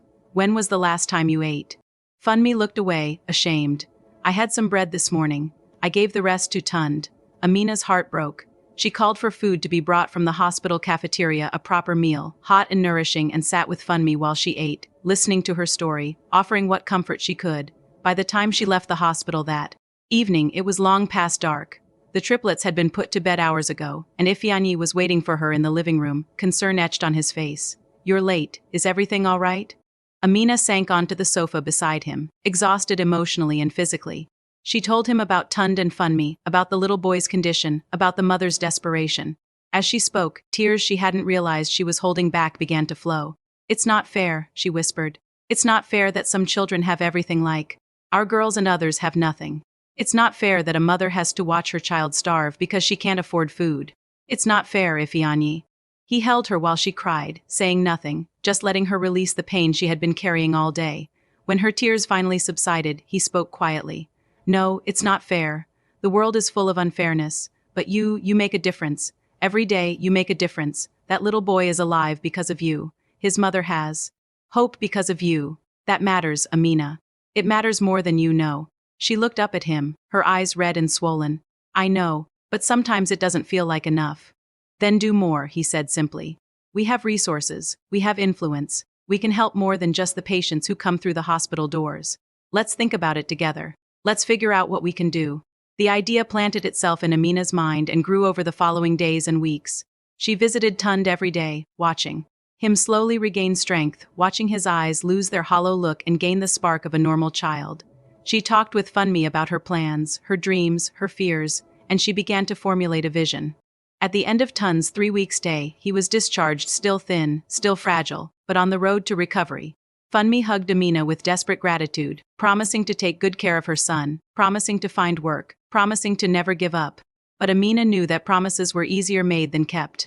A week later, she went looking for them and found them living in a squalid room in one of Lagos's many slums. Funmi still unemployed, Tund still struggling. It was then that she knew what she had to do. That evening, she presented her idea to Ifeanyi. "I want to start a foundation," she said. "A foundation to help women like Funmi, widows, single mothers, women who have fallen through the cracks. We can provide job training, childcare, nutrition programs for their children. We can give them a hand up, not just a handout." Ifeanyi listened without interrupting, his expression thoughtful. When she finished, he was silent for a long moment. "How much do you need?" he asked finally. Amina blinked. "What?" "To start the foundation. How much capital do you need?" I don't know. I haven't worked out the details yet. I just had the idea." "Then work out the details," he said. "Talk to lawyers, accountants, people who know about these things. Figure out what you need, and then I'll fund it." Amina stared at him, just like that. "You'll just give me money for a foundation?" He smiled and took her hands. "Amina, I have more money than I could ever spend. What's the point of having it if I can't use it to support the woman I love in doing something meaningful? This is your dream. Let me help you make it real." She threw her arms around him, weeping with gratitude and love. "I don't deserve you," she whispered. "You deserve everything," he replied. "Everything." The months that followed were a whirlwind of planning and preparation.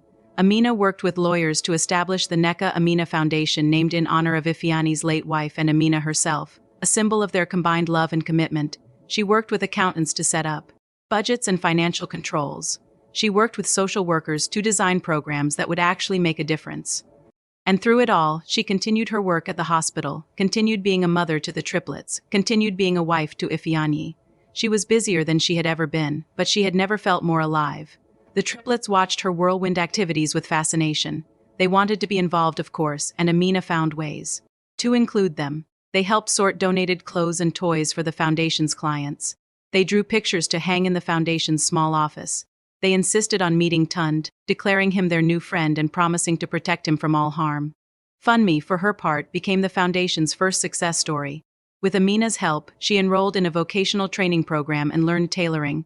Within 6 months, she had saved enough to rent a small shop and start her own business.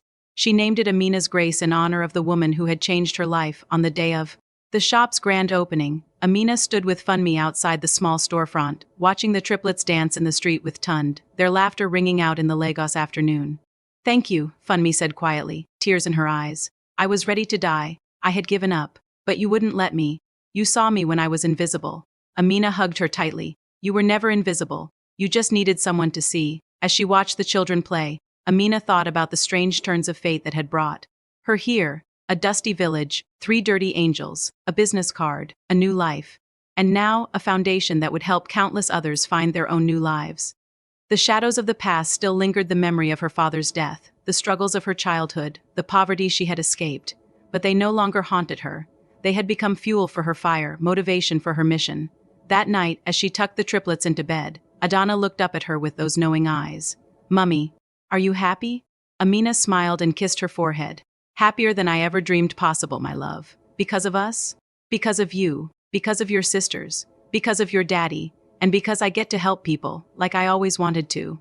Adana nodded, satisfied. "When I grow up, I want to help people too, like you." Amina's heart swelled. "Then you will, my darling. You will." She turned off the light and stood in the doorway, watching the 3 small figures settle into sleep. Then she went downstairs to find Ifeanyi, to sit with him on the veranda and watch the lights of the city and plan the next chapter of their extraordinary life together.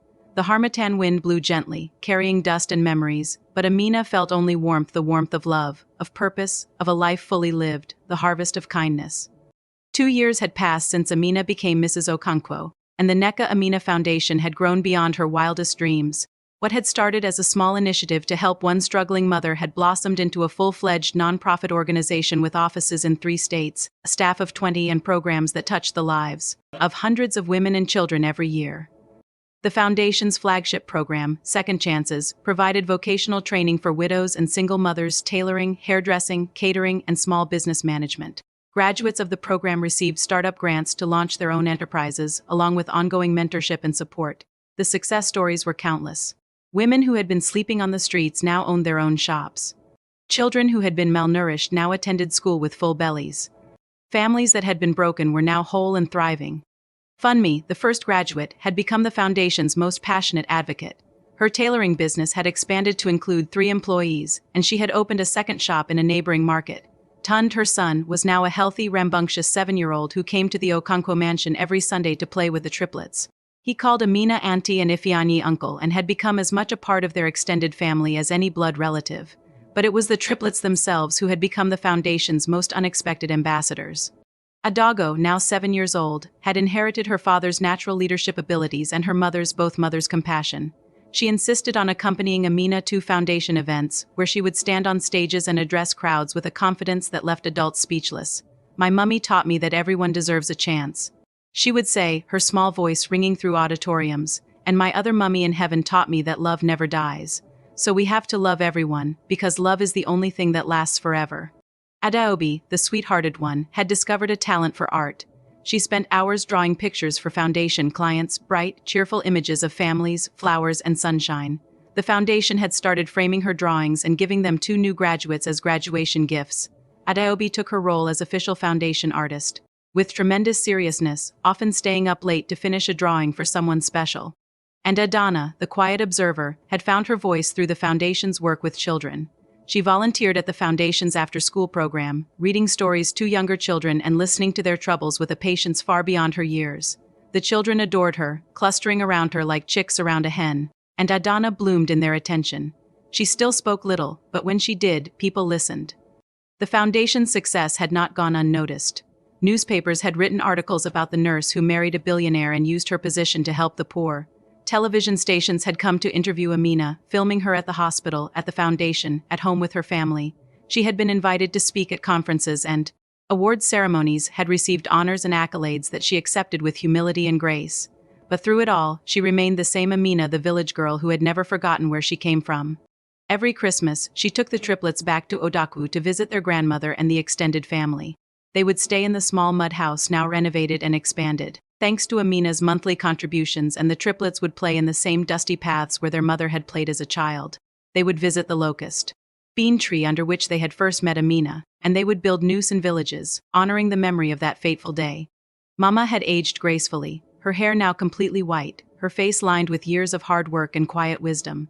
But her eyes sparkled with pride whenever she looked at her daughter and the family she had built.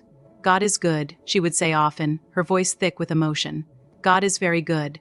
One evening during the Christmas visit, as the family sat on the veranda watching the sunset, Mama took Amina's hand. "My daughter, I have something to tell you." Amina turned to her mother, concerned by the seriousness in her voice. "What is it, Mama?" Mama was silent for a long moment, gathering her thoughts. Then she spoke. "Before your father died, he made me promise something. He said, if anything happens to me, make sure our daughter becomes somebody. Make sure she doesn't end up like us, struggling, suffering, never having a chance. I promised him I would do everything in my power. But inside, I didn't know how. I was just a poor woman selling groundnuts. What could I do?" She paused, wiping at her eyes. "But God knew. God had a plan all along. He sent you to that school on that day, at that exact time. He put those children in your path. He gave you a heart that would stop and help, even when you had somewhere else to be. And look what happened." She gestured at the scene before them, Ifeanyi playing with the triplets in the yard, the laughter, the joy, the abundance. "Your father is watching from heaven, my daughter, and he is proud. So proud." Amina wept, holding her mother's hand. "I miss him, Mama, every day." "I know, but he lives on in you, in your work, in the love you give to others. That's what matters." The conversation stayed with Amina long after they returned to Lagos. She thought about her father often in the weeks that followed, his face, his voice, his sacrifice. She thought about all the parents who struggled and sacrificed for their children, hoping for a better future. She thought about Funmi and all the women like her, fighting every day just to survive. And she thought about what more she could do. The idea came to her in the middle of the night, waking her from a deep sleep. She sat up in bed, her heart racing, the vision clear in her mind. Ifeanyi stirred beside her. "Amina? What's wrong?" "Nothing's wrong," she whispered.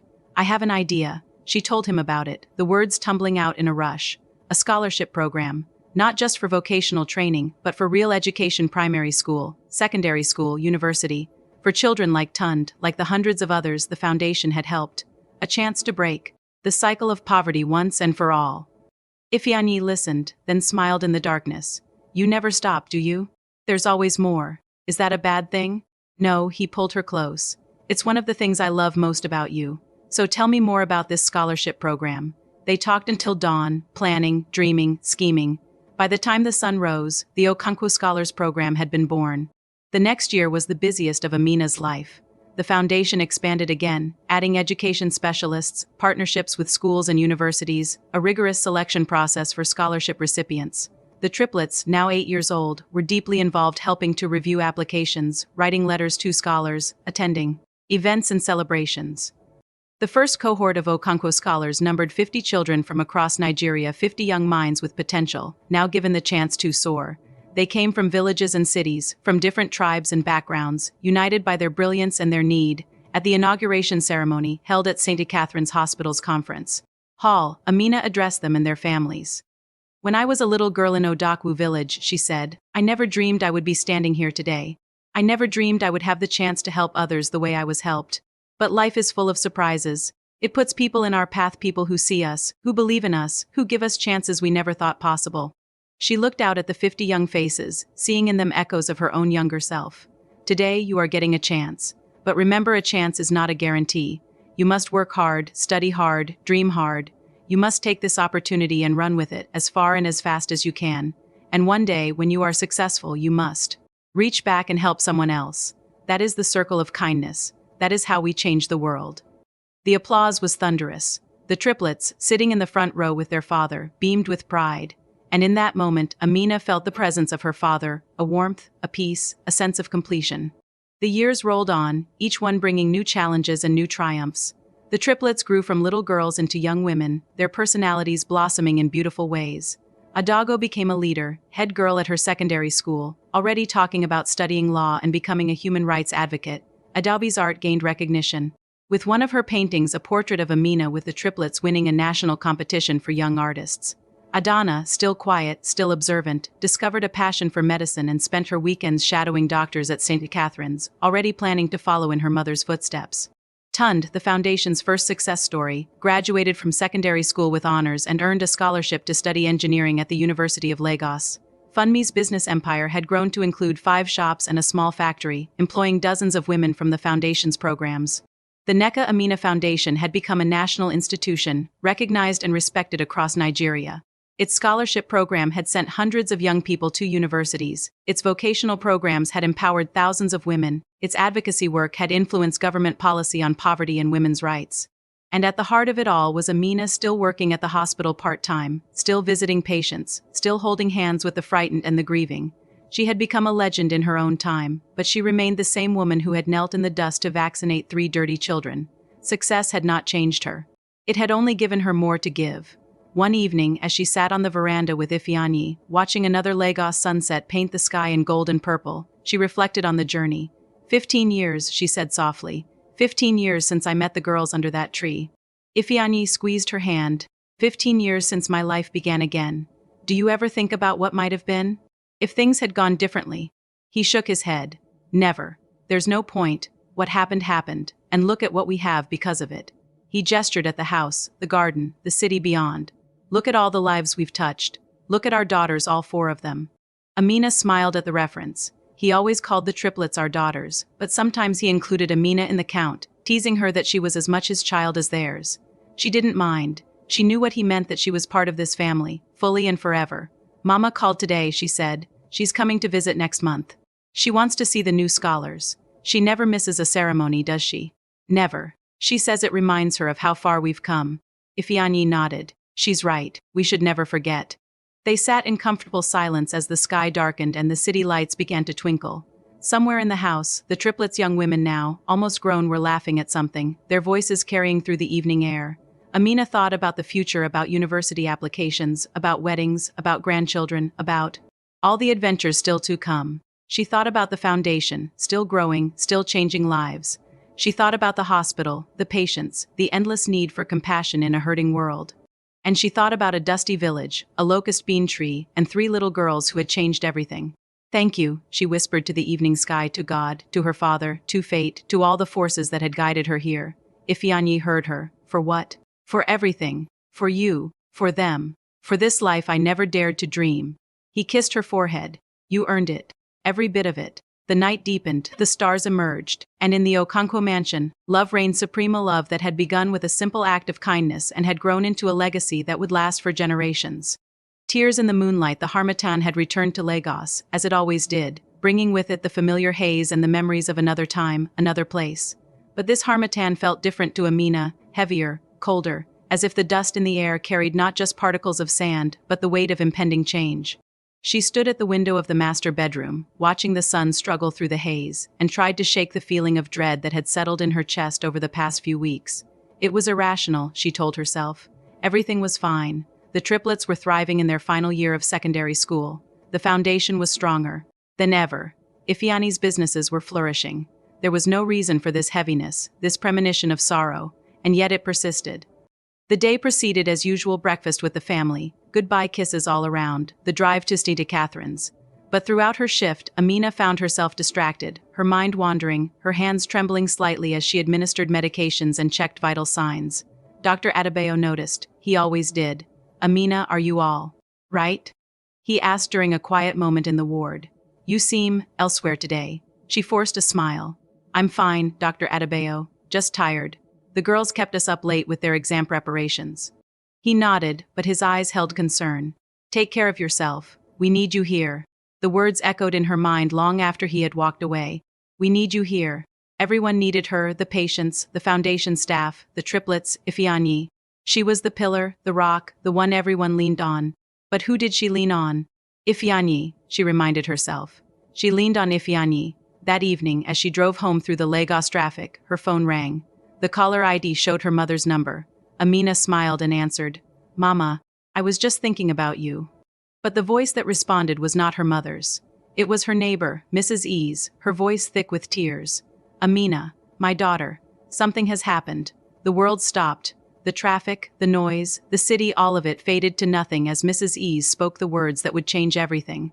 Your mother, she collapsed this afternoon. They took her to the general hospital. Amina, she's gone. Your mother is gone.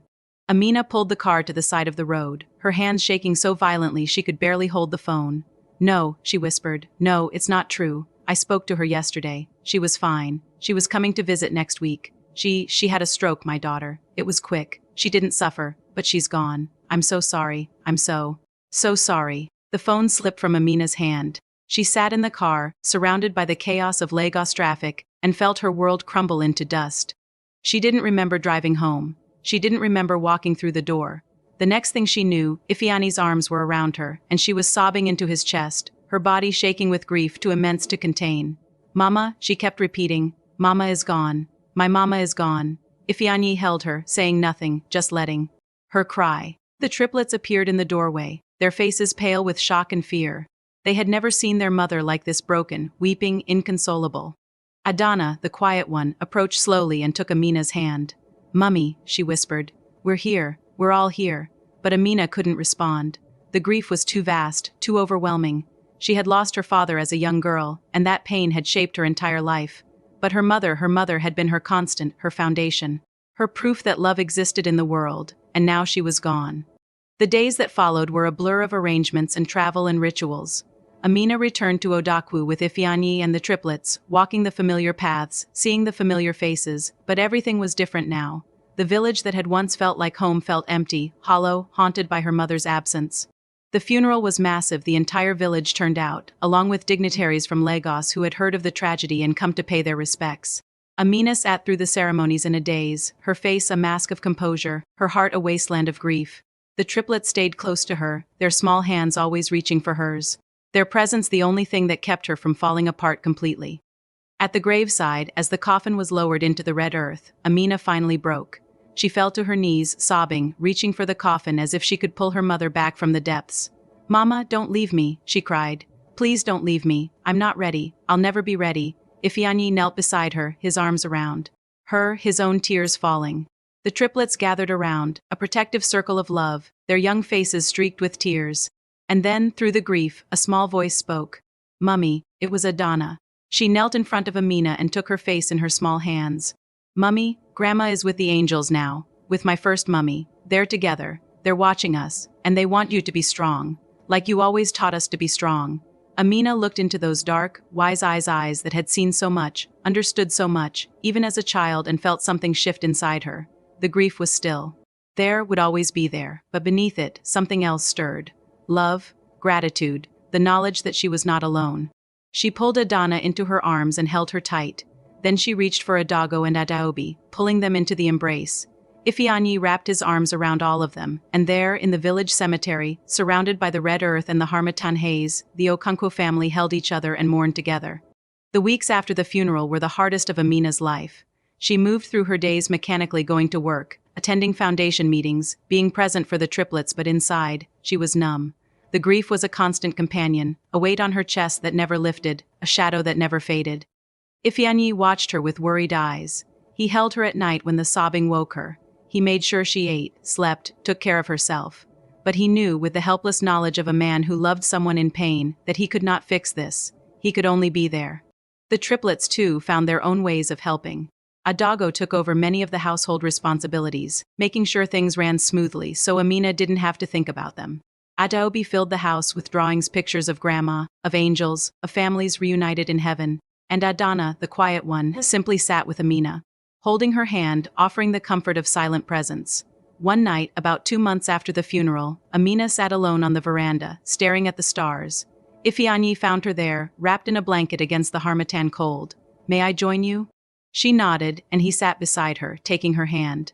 I was thinking about Mama, she said softly, about all the things she taught me, about how she sold groundnuts in the market for 30 years so I could go to school, about how she never complained, never gave up, never stopped believing in me. She was an extraordinary woman. Ifeanyi said, she was. Amina paused, tears filling her eyes. Do you know what she said to me the last time we spoke? She said, my daughter, I'm proud of you. I've always been proud of you, and I'll always be with you, even when you can't see me. Ifeanyi squeezed her hand. Then she is with you. Right now, in this moment. Amina looked up at the stars, imagining her mother there, watching, smiling. I know she is. But it's hard, Ifeanyi. It's so hard to let her go. You don't have to let her go, he said gently. You just have to learn to carry her with you in a different way. She's part of you now, part of everything you do, everything you are. She always will be. Amina leaned against him, drawing strength from his warmth. How did you get so wise? He laughed softly. I learned from you. They sat together in the darkness, watching the stars, feeling the presence of those who had gone before. And slowly, gradually, the weight on Amina's chest began to lift. Not disappear, never that, but lift enough for her to breathe. The next morning, she woke with a new resolve. The grief was still there, would always be there, but she could not let it define her. Her mother had not raised her to give up, to surrender to sorrow. She had raised her to fight, to love, to make a difference in the world. At breakfast, she gathered the triplets and Ifeanyi. I want to thank you, she said, her voice steady despite the tears in her eyes, for everything you've done for me these past months, for holding me up when I couldn't stand on my own, for loving me through the darkest time of my life. Adago spoke for them all. Mummy, you don't have to thank us. You're our mother. We love you. That's what families do. Amina smiled a real smile, the first in months. I know, but I still want to say it. And I want you to know that I'm going to be okay. Not today, maybe not tomorrow, but eventually, because I have you. Because Grandma is with me, because love doesn't end. That afternoon, she visited the foundation office for the first time in weeks. The staff greeted her with tears and hugs, relieved to see her, grateful for her return. She walked through the classrooms, the training centers, the after-school program, and felt her purpose rekindle. In the children's corner, a little girl was drawing at a small table. She looked up as Amina approached and held out her picture. For you, she said shyly. Amina took the drawing and studied it. It showed two women holding hands, one older, one younger, with three little girls and a man standing beside them. Above them all, in a sky full of stars, was another woman, watching, smiling. It's your family, the little girl explained. The one on earth and the one in heaven. Amina knelt down and hugged the child, tears streaming down her face. But these were not tears of grief. They were tears of gratitude, of hope, of the certain knowledge that love transcends all boundaries, even death. That evening, she gathered the family on the veranda and shared the drawing with them. They looked at it in silence, each processing it in their own way. She's right, you know, Ifeanyi said finally. We have two families now, one here, one in heaven, but we're all connected, always. Adana reached for Amina's hand. Mummy, can we do something special for Grandma? To remember her? The question sparked an idea in Amina's mind, an idea that grew and blossomed over the following weeks. On the one-year anniversary of her mother's death, Amina stood before a new building in Odakwu village. It was a small clinic, clean and modern, with a sign above the door that read, Mama Grace Memorial Health Center. The entire village had turned out for the opening. The triplets stood beside Amina, holding flowers to lay at the entrance. Ifeanyi stood behind them, his hands on their shoulders, his eyes bright with pride. Amina addressed the crowd, her voice carrying across the compound. My mother, Grace, spent her entire life in this village. She sold groundnuts in this market, she worshipped in this church, she raised me in a small mud house just down the road. She never had much, none of us did, but she had something more valuable than money. She had a heart full of love and a spirit that never gave up. She paused, gathering her emotions. This clinic is in her memory. But more than that, it's a continuation of her legacy. It will serve this village, the people she loved, the community she was part of. It will provide free healthcare to those who cannot afford it. It will employ local nurses and doctors. It will be a beacon of hope in this place, just as my mother was. A beacon of hope to me. She cut the ribbon and the crowd cheered. The triplets laid their flowers at the door and the first patients began to file in. That night, as the family sat on the veranda of the village house, now expanded and comfortable, a far cry from the mud structure of Amina's childhood, Adana looked up at the stars. Do you think Grandma can see the clinic, Mummy? Amina followed her gaze. The stars were bright tonight, unclouded by harmattan haze, scattered across the sky like diamonds on black velvet. Yes, my love, I think she can see everything. And is she happy? Amina thought about her mother, her laugh, her wisdom, her endless, unwavering love. She thought about all the years of sacrifice, all the dreams deferred, all the hopes invested in a single daughter. And she thought about the clinic, the foundation, the scholarship program, all the lives touched, all the futures changed. Yes, she whispered. I think she's very happy. Ifeanyi put his arm around her. She raised an extraordinary daughter. Amina leaned into him. She raised a daughter who was lucky enough to find an extraordinary family. The triplets gathered around, and for a long moment the family simply sat together, united by love, surrounded by the memory of those who had gone before, and filled with hope for all that was yet to come. The tears in the moonlight had become tears of gratitude, and that made all the difference. Full circle 20 years. It had been 20 years since Amina first knelt in the dust under a locust bean tree and vaccinated 3 dirty little angels who would change her life forever. Now she stood in the grand ballroom of Lagos's finest hotel, surrounded by 500 guests who had gathered to celebrate the 20th anniversary of the Neka Amina Foundation. The room was decorated in gold and white, with flowers cascading from every surface and a stage set for the evening's presentations. But Amina barely noticed the decorations. Her attention was fixed on 3 young women who stood at the edge of the stage, laughing together as they adjusted each other's outfits. Adago, Adaobi, and Adana were 25, now beautiful, accomplished, extraordinary young women who had exceeded every dream Amina had ever had for them. Adago had become exactly what her childhood confidence had promised, a formidable human rights lawyer who had argued cases before the Supreme Court and won. She was dressed tonight in an elegant blue gown that matched her fierce spirit, her hair styled in sophisticated braids, her eyes sparkling with the same boldness that had once made her the spokesperson for 3 little girls under a tree. Adaobi had become an artist of national renown. Her paintings hung in galleries across Nigeria and beyond, and she had recently completed a mural at the National Museum that celebrated the strength of Nigerian women. Tonight, she wore a flowing yellow dress that seemed to capture sunlight, and she moved with the gentle grace of someone who saw beauty in everything. And Adana, the quiet one, the observer, the child with the knowing eyes, had become a doctor. She had trained at the best medical school in Nigeria, completed her residency in pediatrics at St. Catherine's, and now worked alongside the very nurses who had once cared for her as a child. Her white doctor's coat hung in her office, but tonight she wore a simple green dress that made her look like spring itself. She still spoke little, but when she did, people listened just as they always had. As Amina watched them, her eyes filled with tears, tears of joy, of gratitude, of wonder that these 3 magnificent women had once been the dusty angels who had captured her heart. Ifeanyi appeared beside her, as if summoned by her emotions. At 60, he was still handsome, still distinguished, still the love of her life. His hair had gone completely gray, but his eyes held the same warmth, the same depth of feeling that had drawn her to him all those years ago. "They're beautiful," he said softly, following her gaze. "They're everything," she replied. He took her hand and squeezed it. "Ready for your speech?" "I'm always ready, but I'm also always nervous." He laughed. "After 20 years of speeches, you're still nervous?" "After 20 years of speeches, I've learned that nervous means I still care." The evening proceeded with the precision of a well-orchestrated event. There were performances by musicians and dancers, testimonials from foundation beneficiaries, presentations of awards to staff and volunteers. The triplets each spoke, sharing memories of growing up with the foundation, of watching their mother change lives, of learning from her example. Adago, as always, was the most direct. "People ask me what it was like growing up with a mother who was also a saint," she said, grinning at Amina. "And I tell them it was annoying. She was always making us share our toys, always dragging us to foundation events, always telling us that with privilege comes responsibility. But then, I look at the world, and I see all the people who had no one to teach them those lessons. And I thank God every day that I had a mother who annoyed me into being a better person."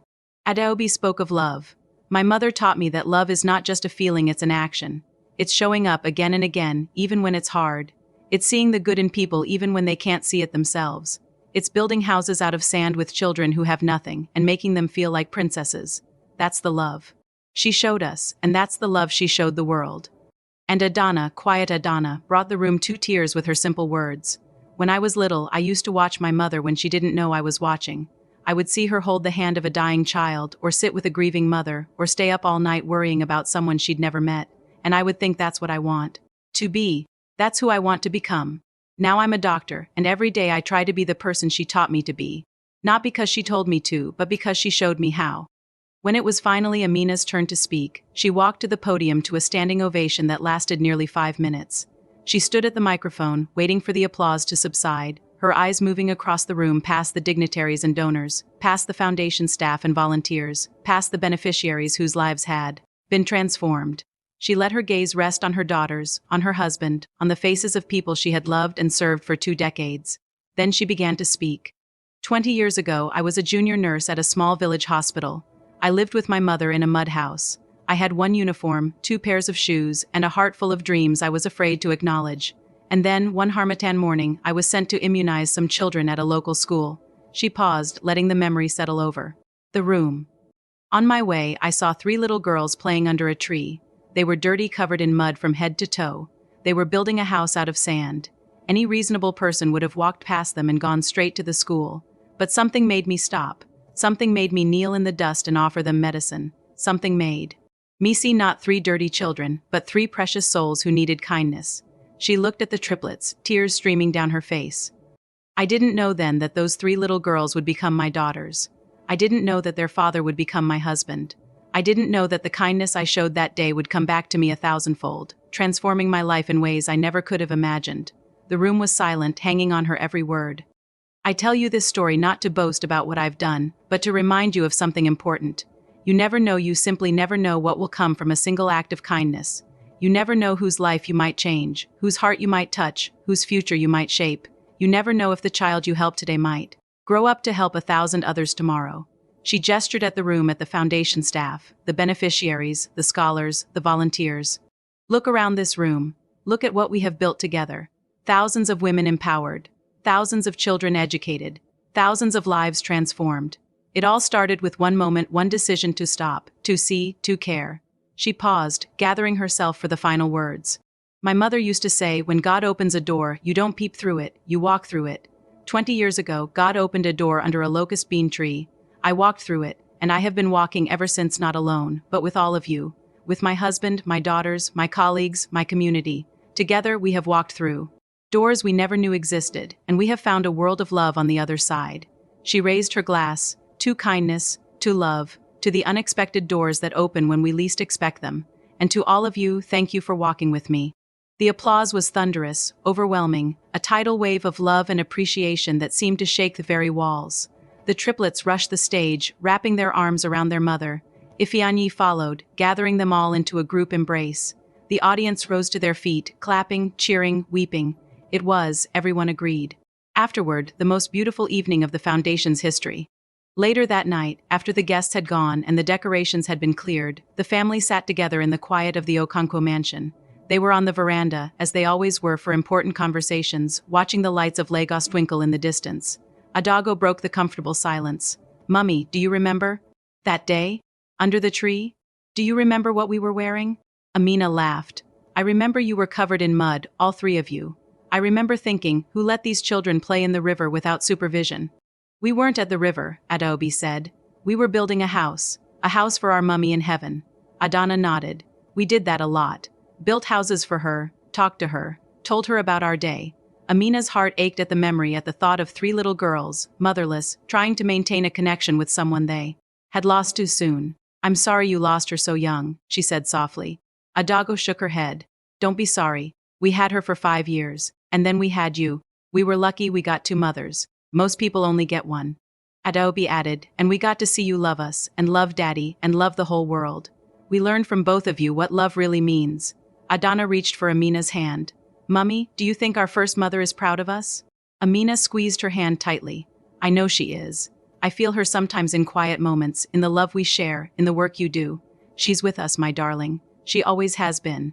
They sat in silence for a while, each lost in thought, connected by love that transcended time and death. Finally, Ifeanyi spoke. I have something to show you all. He reached into his pocket and pulled out a photograph, old, faded, carefully preserved. He handed it to Amina. It was a picture of 3 little girls, about 5 years old, sitting under a locust bean tree. They were covered in mud, their dresses filthy, their hair unkempt. They were building something out of sand, their faces intent on the task. Amina gasped. Where did you get this? The village photographer took it that day. He was passing by and saw these 3 little angels playing. He gave me the picture years later, when he heard our story. I've been saving it for the right moment. The triplets crowded around, studying the image of their younger selves. Look at us. Adago exclaimed. We were so dirty. We were happy, Adaobi said softly. We were building a house for Mummy. Adana traced the image with her finger. And then you came, she said to Amina. You came and changed everything. Amina looked at the photograph, then at her daughters, then at her husband. She thought about the journey from that dusty village to this mansion, from poverty to abundance, from loneliness to love. She thought about all the people who had helped along the way, all the lives touched, all the futures changed. I want to tell you all something, she said. Something I've never said before. They looked at her expectantly. That day, under the tree, I almost walked past you. I almost went straight to the school. I was new at my job and I wanted to do everything right, to follow the rules, to stay on schedule.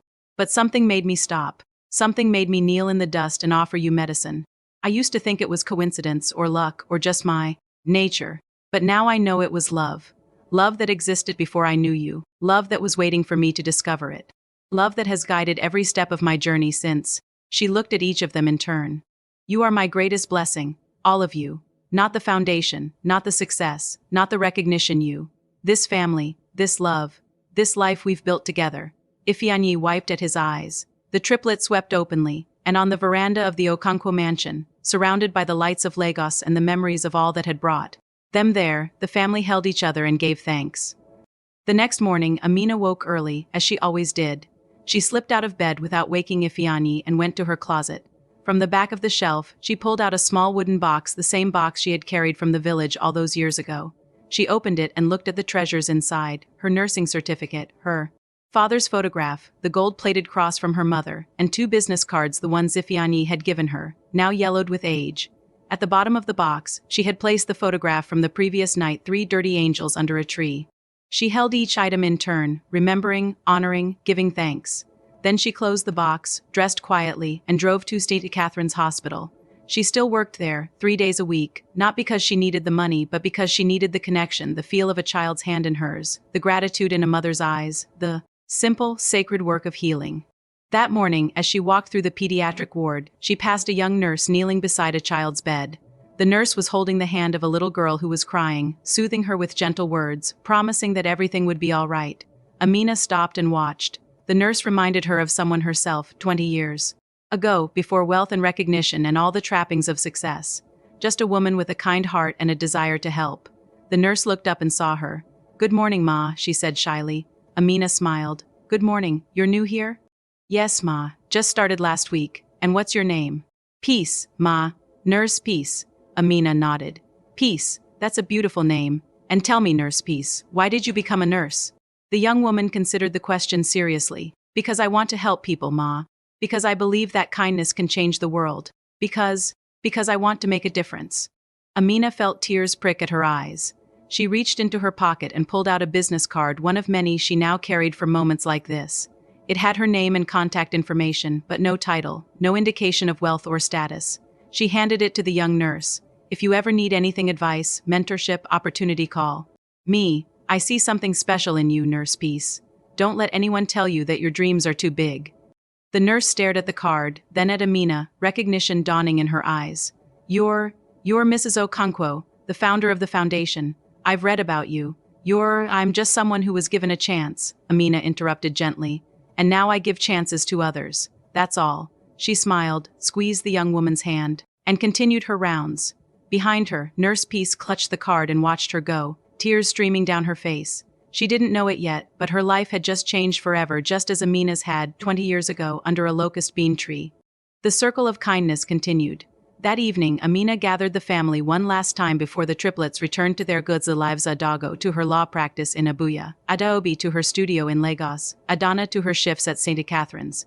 They sat on the veranda, watching the sunset paint the sky in shades of gold and purple. "Before you all go," Amina said, "I want to give you something." She handed each of them a small wooden box identical to the one she kept her treasures in. Inside each box was a photograph, the picture of them under the tree, dirty and happy and full of life. Beneath the photograph was a note in Amina's handwriting. "Never forget where you came from. Never forget who you are. And never forget that the greatest thing you can do in this life is to love freely, fully, without reservation. That's what your first mother taught me. That's what I've tried to teach you. Now go and teach it to the world. With all my love, Mummy." The triplets wept, holding their boxes close. Ifeanyi put his arm around Amina, his own eyes moist. "They'll carry you with them always," he whispered. "Just as you carry your mother." Amina nodded, watching her daughters, her beautiful, accomplished, extraordinary daughters, and feeling her heart expand with love so vast it seemed to encompass the entire world.